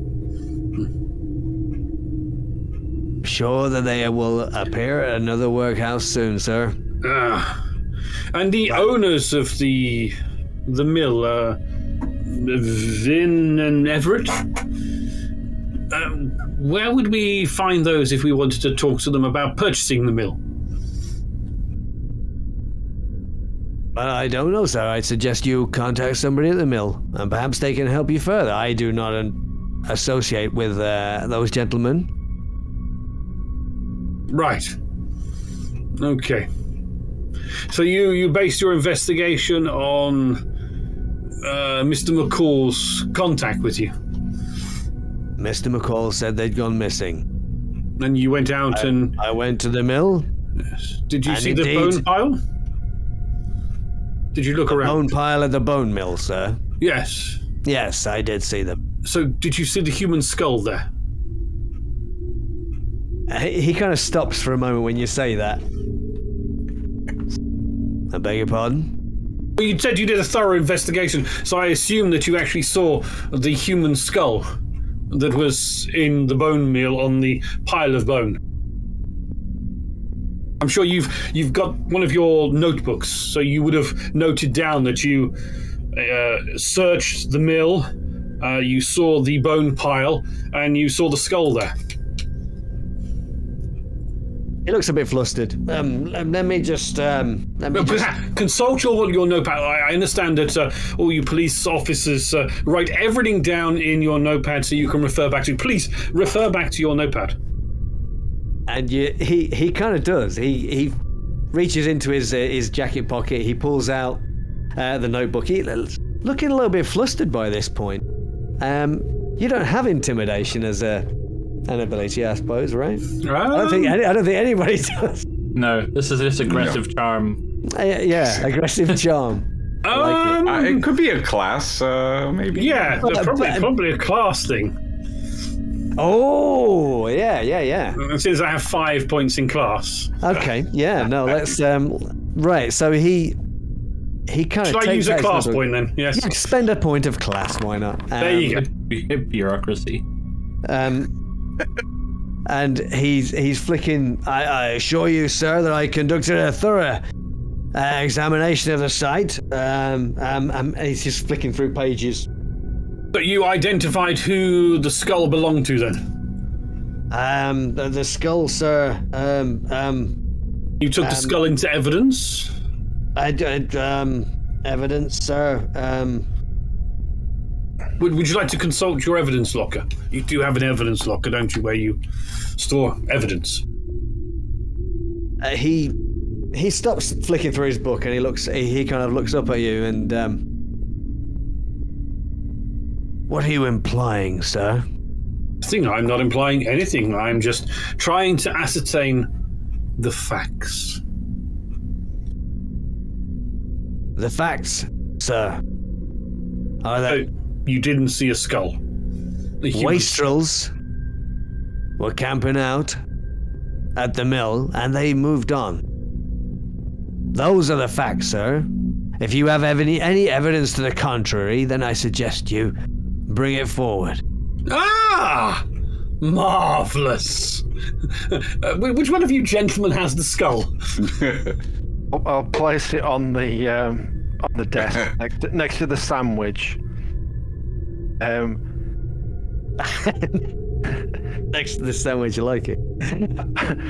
He kind of looks down at this skull. Alas, poor Yorick, I knew him so well. You found this at the mill? Yes. And apparently there are other human remains at the mill, and I'll turn to the doctor. My good doctor friend here will confirm this. But of course the constable would know this because he did a thorough investigation of the mill.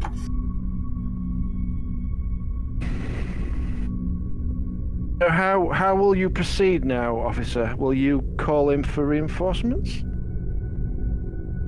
Reinforcements? To examine the mill, all the bones. I will need human bones. I will need somebody to look at this, sir. That sounds a good idea. We wouldn't want the press involved and crying out, murder! Most foul. I think it would be right proper to say that you're continuing the investigation that wasn't previously closed.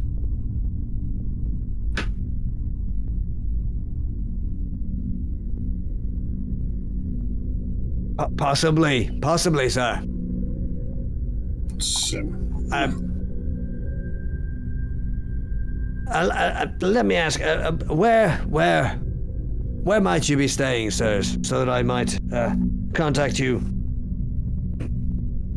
We are staying at the pub in Narborough. The Ship Inn, sir. The ship, yeah. I believe that is its title. Have you eaten or drank there at all, by the way? Would you recommend any good food there? Do they do good food? I have not drank there, sir. Good.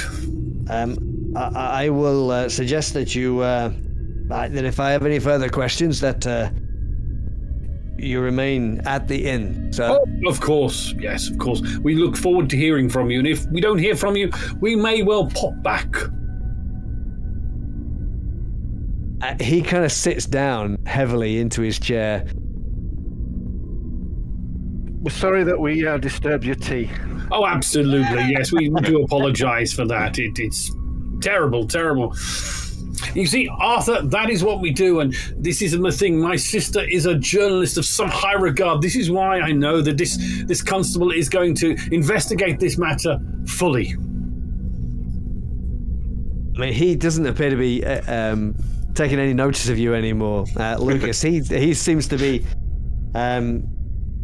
He's got his notebook out in front of him, and he's kind of still flicking through the pages. I wonder if that skull it belonged to a male, female, or child. It's curious. It's possible. Constable, do we get a receipt for the skull so that you can log it into evidence? I want it to go missing. No, definitely not. I mean, he's going to write something out for you guys, I think. Thank you. Or just F off. Yeah. Yeah. I hate you! Or something like that. Yeah, you thought you actually broke him. Yeah. No, not to worry. The sandwich will wait until you return. Well, we bid you good afternoon. Yeah. And you leave. Yes, we'll Leave the poor Constable Coble. I think that went rather well, don't you? Well, Lucas, that was quite masterful. Well, it's all about, well, you know, yes, when you have a family like mine, 2 older brothers, sometimes you have to do certain things to get noticed. Your interpersonal skills are second to none. Thank you, good sir. Back to the village and chip in, and maybe a smooth brandy and something fine to eat. I hope they have something fine to eat. Fish and I'm chips. sure they have something to eat. And perhaps we should eat here. Yes. Okay. When you arrive at the ship-in, there's already a lot of people. It started to get dark a little while back, and he's the whole inn is now alive with conversation and laughter. And as you open the door, it suddenly stops, and all eyes appear to turn towards you, just momentarily. Oh no. And The then local pub. it's a local pub for local people. And you kind of see these people kind of squint at you. And then they turn back towards each other and start talking away again. No shouts of Norm. No, there's definitely none of that. See, there's an empty table. Yeah, you find one. You find one. The smells of cooking meat and cigarette smoke and pipe smoke kind of fill the air around you, and people chatting away excitedly and with good humour. There's a I'm woman. quite sure it'll be an early evening for all. It's the Lord's Day tomorrow. Yeah, of course. Of course it is. Yeah, totally. You approach the bar, and a young woman who appears to be the landlady looks up, smiles at you. She's quite a plump young woman. She smiles at you, and there's big dimples in her cheeks as she looks at you. Good evening. Good day to you, sir. Could we have the food menu, please? And your recommendations over the finest food you have. Just don't look at her hands. I think we found a... Please, I'm nuisance! Wearing gardening gloves, that's all. Terrifying. Yeah. Yeah. She takes the orders. She doesn't bring the food over. No, she doesn't. Just do this. For some reason. All right. What can I get you, sirs? What is the finest food you have to eat for us today? Dumpling or pie, sir? Pie. I think pie is better than dumpling, don't you? All-round gentleman? Yeah. They have Yeah, you go for a a pie. 4 pies. vegetarian menu. What? Oh, what? You do. Are you unwell, sir? Vegetarian? Doctor's orders? Make sure there's some extra steak in his pie. Yeah, basically you get the carrots. You must have some kind of iron deficiency. I'll be fine. And carrots. I'll be fine. What's the mule gonna eat? A meat. That's constant. Yeah, so this is the room this is the inn where you have been advised to get your lodgings in, and McCall has sent your bags over here. I believe Mr. McCall has organised rooms for us. I mean, he has, but he's not paying for them. But, you know. Okay. Cheapskate. So He said he'd ask for help. He didn't say he'd pay for help. exactly. And it turns out, your baggage has been brought over. And you kind of settle yourselves in for the evening. Down in the bar, there's you can see there's people chatting away. the locals laughing and joking about stuff, and this is the kind of place where maybe you might hear some kind of interesting rumors and the like. That seems to be the kind of place this is. May I ask the lady that's serving us? Yes. Do they have many guests today? At this moment in time, they do not. It's just you four.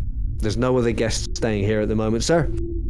Fortunately for you, because we only have 4 rooms. Do you remember somebody staying, say, 3 weeks ago? Would you put names in a register, and when somebody stays, or do they just go for a room and stay? Thinking of somebody probably like maybe 3 or 4 weeks ago that might have stayed. A young gentleman, early 20s, moustache, by the name of Smith. Oh. Any bell? Smith? I don't recall anybody called Smith staying here, sir. It's a well-dressed young gentleman. Recently? No. He may have gone by the name Jones at the time. Dr. Jones. She thinks about that for a moment. And then she goes and gets the book where she's written down all of the people that have resided here in the past few weeks.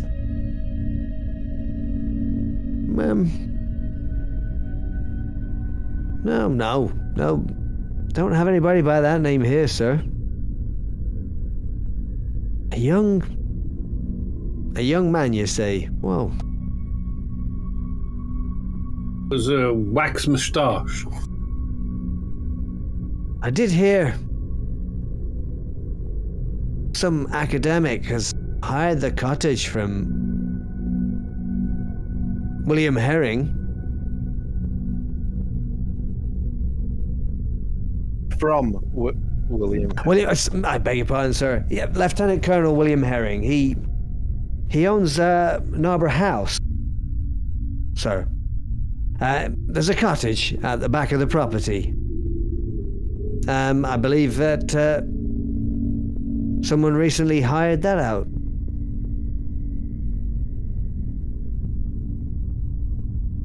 About how long ago was this? Can't say for certain, sir, but it was maybe a few weeks, a month ago, sir. He's been there since. He's still there.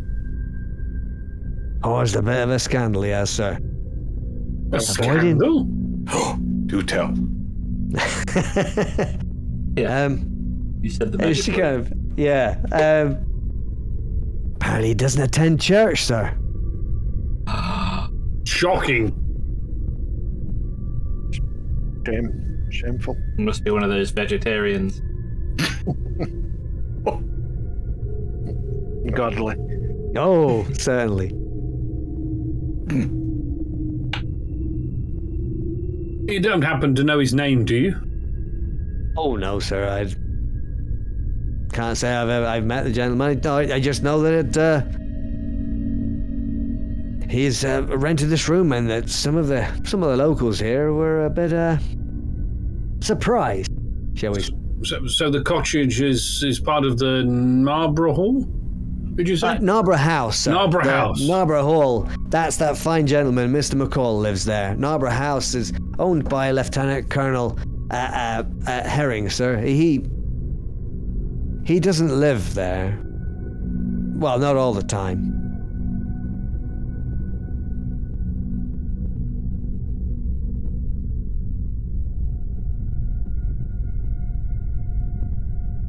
How was the pie? Lovely. Fine meat in it. The carrots are very carroty. I've never had better. Can almost taste the meat. Looking around, I mean, we notice a lot of locals. Do we notice anybody that perhaps doesn't look local, or they seem out of place, or they're also like, we're obviously out of place here. Everybody notices that. Anybody else? No, probably their money you can here. probably tell just from the fact that when you guys entered that all eyes were upon you, that anybody that's in here is probably a local. And they're all chatting away to each other, you know. It's not a massive place, the bar area. And everybody seems to know each other around here.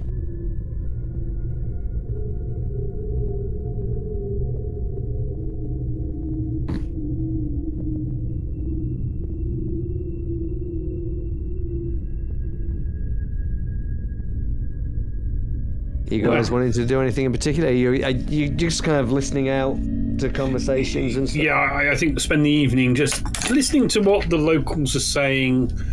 Anything about, I suppose, the mill, this academic that doesn't go to church, any unusual things that have happened.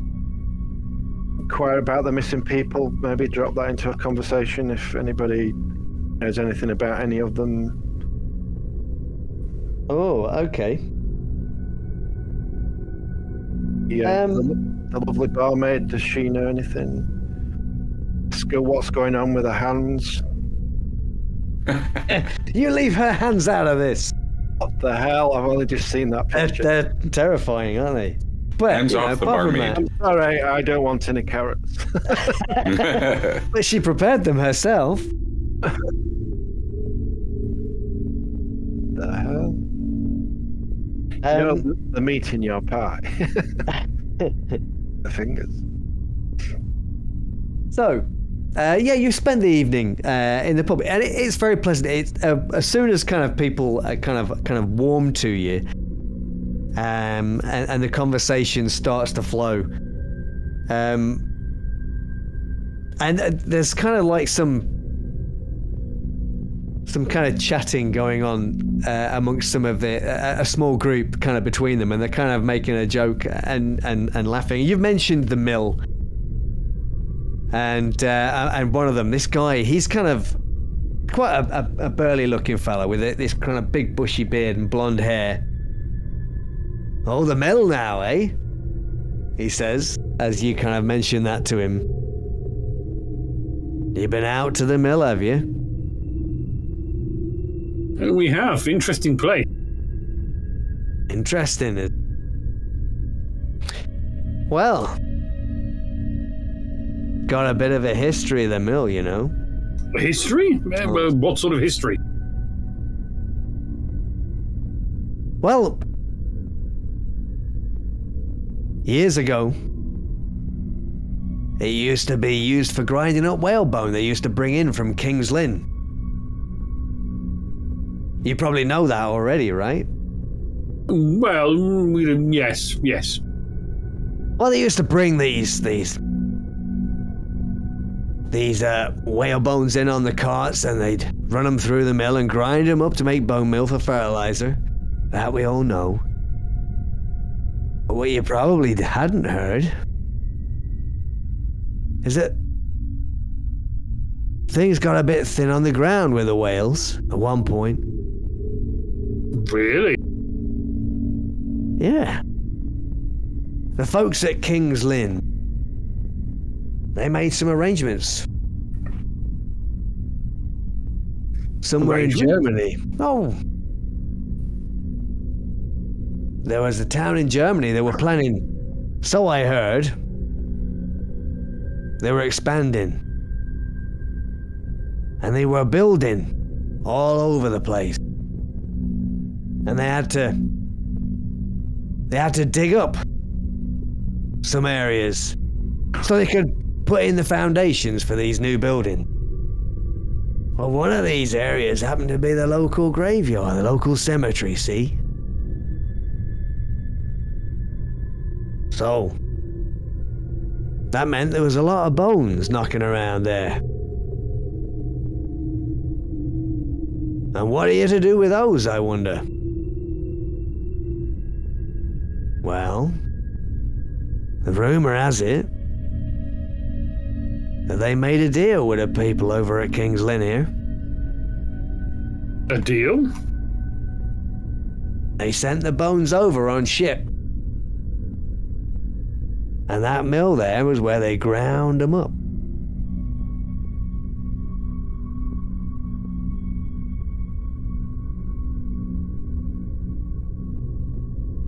Later to be used for fertilizing crops of carrots, no doubt.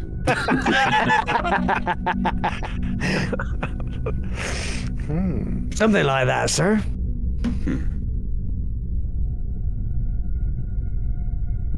So it weren't just whale bones they were grinding up there.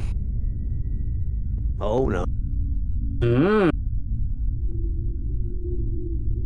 Interesting indeed. Was this before it closed? Are we just before it closed, or years before it closed? This was many a year ago, sir. It's been closed 15 years, hasn't it? It has, yeah. Why did they close it? Wasn't profitable anymore. It just... fertilizer is easy to get elsewhere. Yes, I would imagine it is. So the owners of the mill, do they live in the village? Oh, no. No, sir. No. They live in that fancy London, sir. Right. And do they have an agent who manages the property? Oh, the manager of the Yes. the granary. Oh, yes, sir. They have a manager there. Name's Galbraith, I believe. Galbraith. And where would we find Mr. Galbraith? Well, I imagine, sir, you'll find him at the granary on a Monday morning. Marvellous. Fantastic. Most helpful.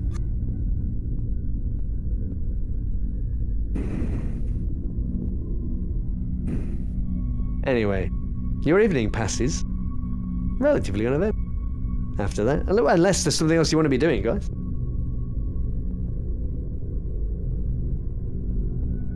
No, not for me. Don't really know. I can't think of anything at this point. I'm curious to see what the accommodations are like.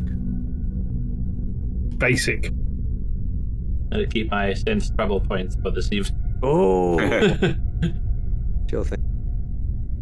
Well, we did tell the constable where we'd be staying. Just constable.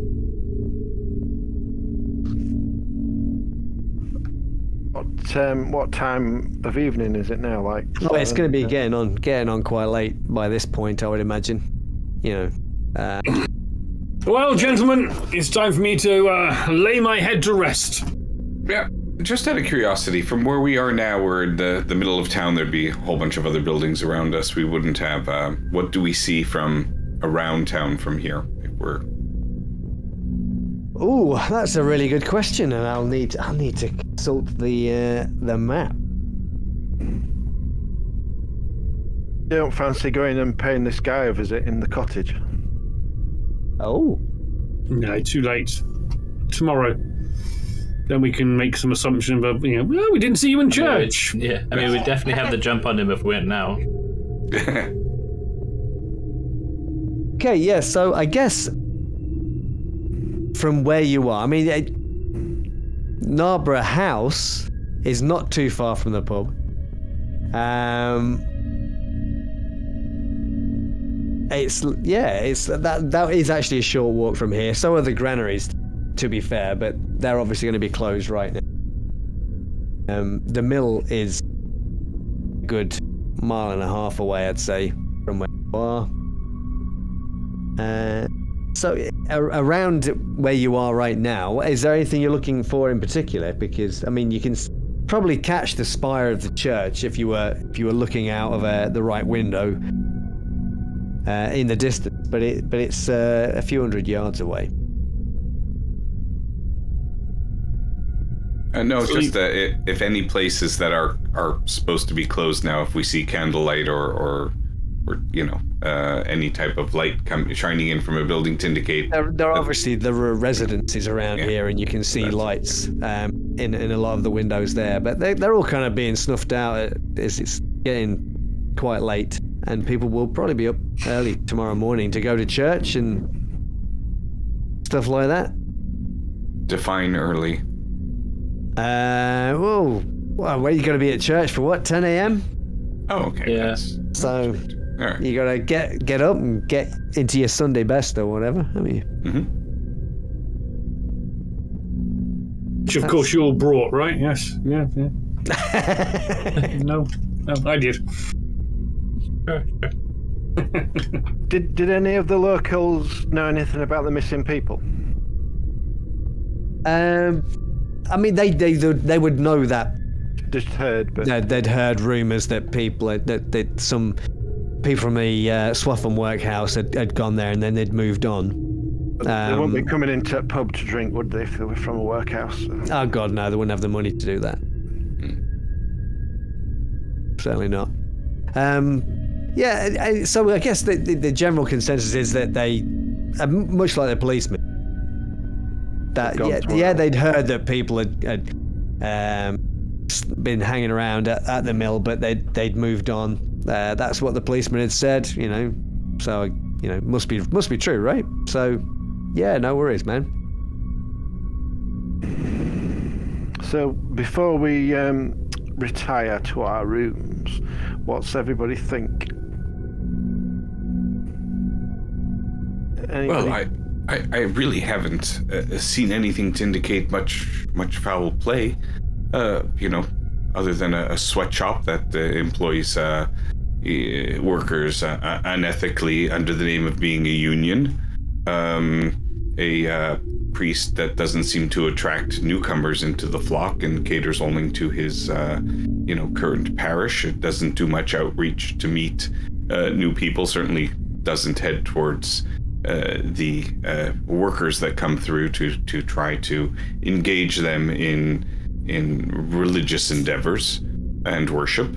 I really have seen nothing to indicate any foul play whatsoever. And a story about old bones being crushed here for vegetarians to enjoy hearty vegetables it does not make for. What do you think about this chap that's in the cottage that's going by the name of Smith? If it's the same person, It's quite a generic name. There's any problem? The only thing we know about him that makes him stand out is he doesn't go to church. I don't think it's his name. I just think. I think we'll find out more tomorrow about. Yeah, we'll find out tomorrow if he's not at church tomorrow, which he won't be. We could take a wander and look at the house.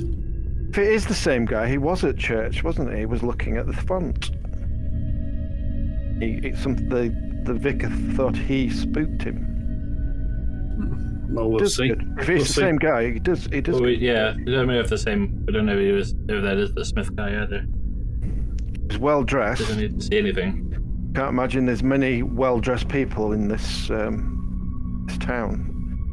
And we also know that people are still using the old mill house even after other people have disappeared. So it might be quite a popular place for those who are disadvantaged and don't have elsewhere to stay to stop by for shelter. For him to kill.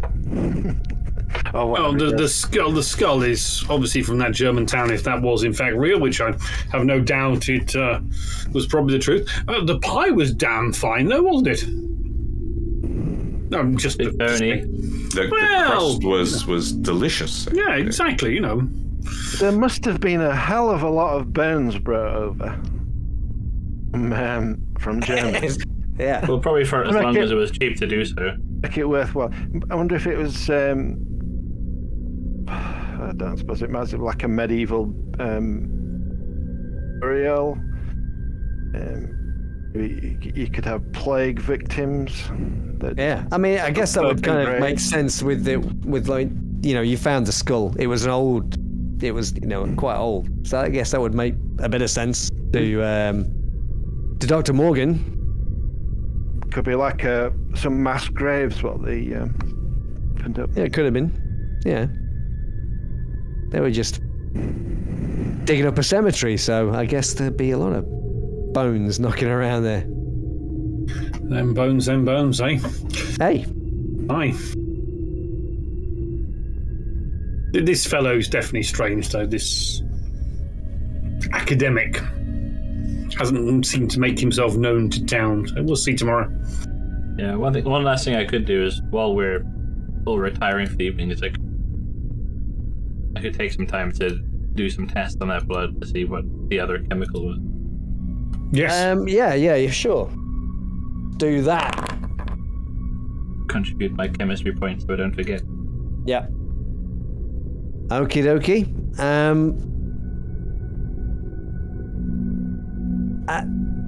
So you're kind of doing some little experimentation. I don't know what it would be. Maybe litmus tests and stuff. Weird stuff. Do like a proper 1900 one. Just be like. Yeah. Oh yeah. Yeah. We kind of drip it onto the filter paper and get the different coloured rings and stuff like that. But it's going to take you a while to do that. So it's kind of getting into the early hours of the morning when you kind of can get the results you're after. And you're fairly certain by the end of it that it is human blood. Yeah. That it is mixed with bone. And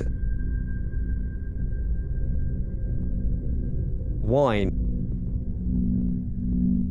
Wine. Yeah. Chianti.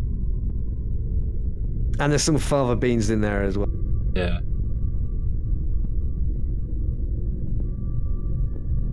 There's no blood on the blade, was there? Not that you can see. I can see. This blade is ceremonial in nature. It wouldn't be used as an implement. Yeah, a couple of you guys, you used a court point, didn't you? And you would know that an Athame wouldn't. I mean, though it could be used for a ritual sacrifice, they're also quite often used for drawing symbols in witchcraft into the ground or whatever, or so it's not just like it's used as a knife to sacrifice things. It's used for other too. Would it be logical to assume that whatever concoction this was could have been the Athame would be used as the implement to scoop out this and draw that? I mean, that is one possibility. It may even have just been used to draw out symbols in dust or something like that, potentially, or into the dirt. The bone meal powder. Or bone meal powder, yeah. All of the above. Well, the wine's a new clue. Mm-hmm. It certainly sounds like a recipe for something.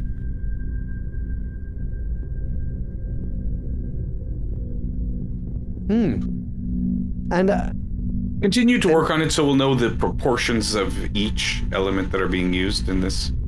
Yeah, I'll get back to you in 2 to 3 weeks. The following morning, you get up and you go to church, I guess. Yep. And the Reverend gives a sermon, which is as rambling as the little lecture he gave you on the inscription of Isaiah that you had mentioned. Everybody here seems to be familiar with each other. There don't seem to be any newcomers other than yourselves. And nobody really pays you that much attention. And you can probably assume that Smith, if that is his name, is not there. Guilty.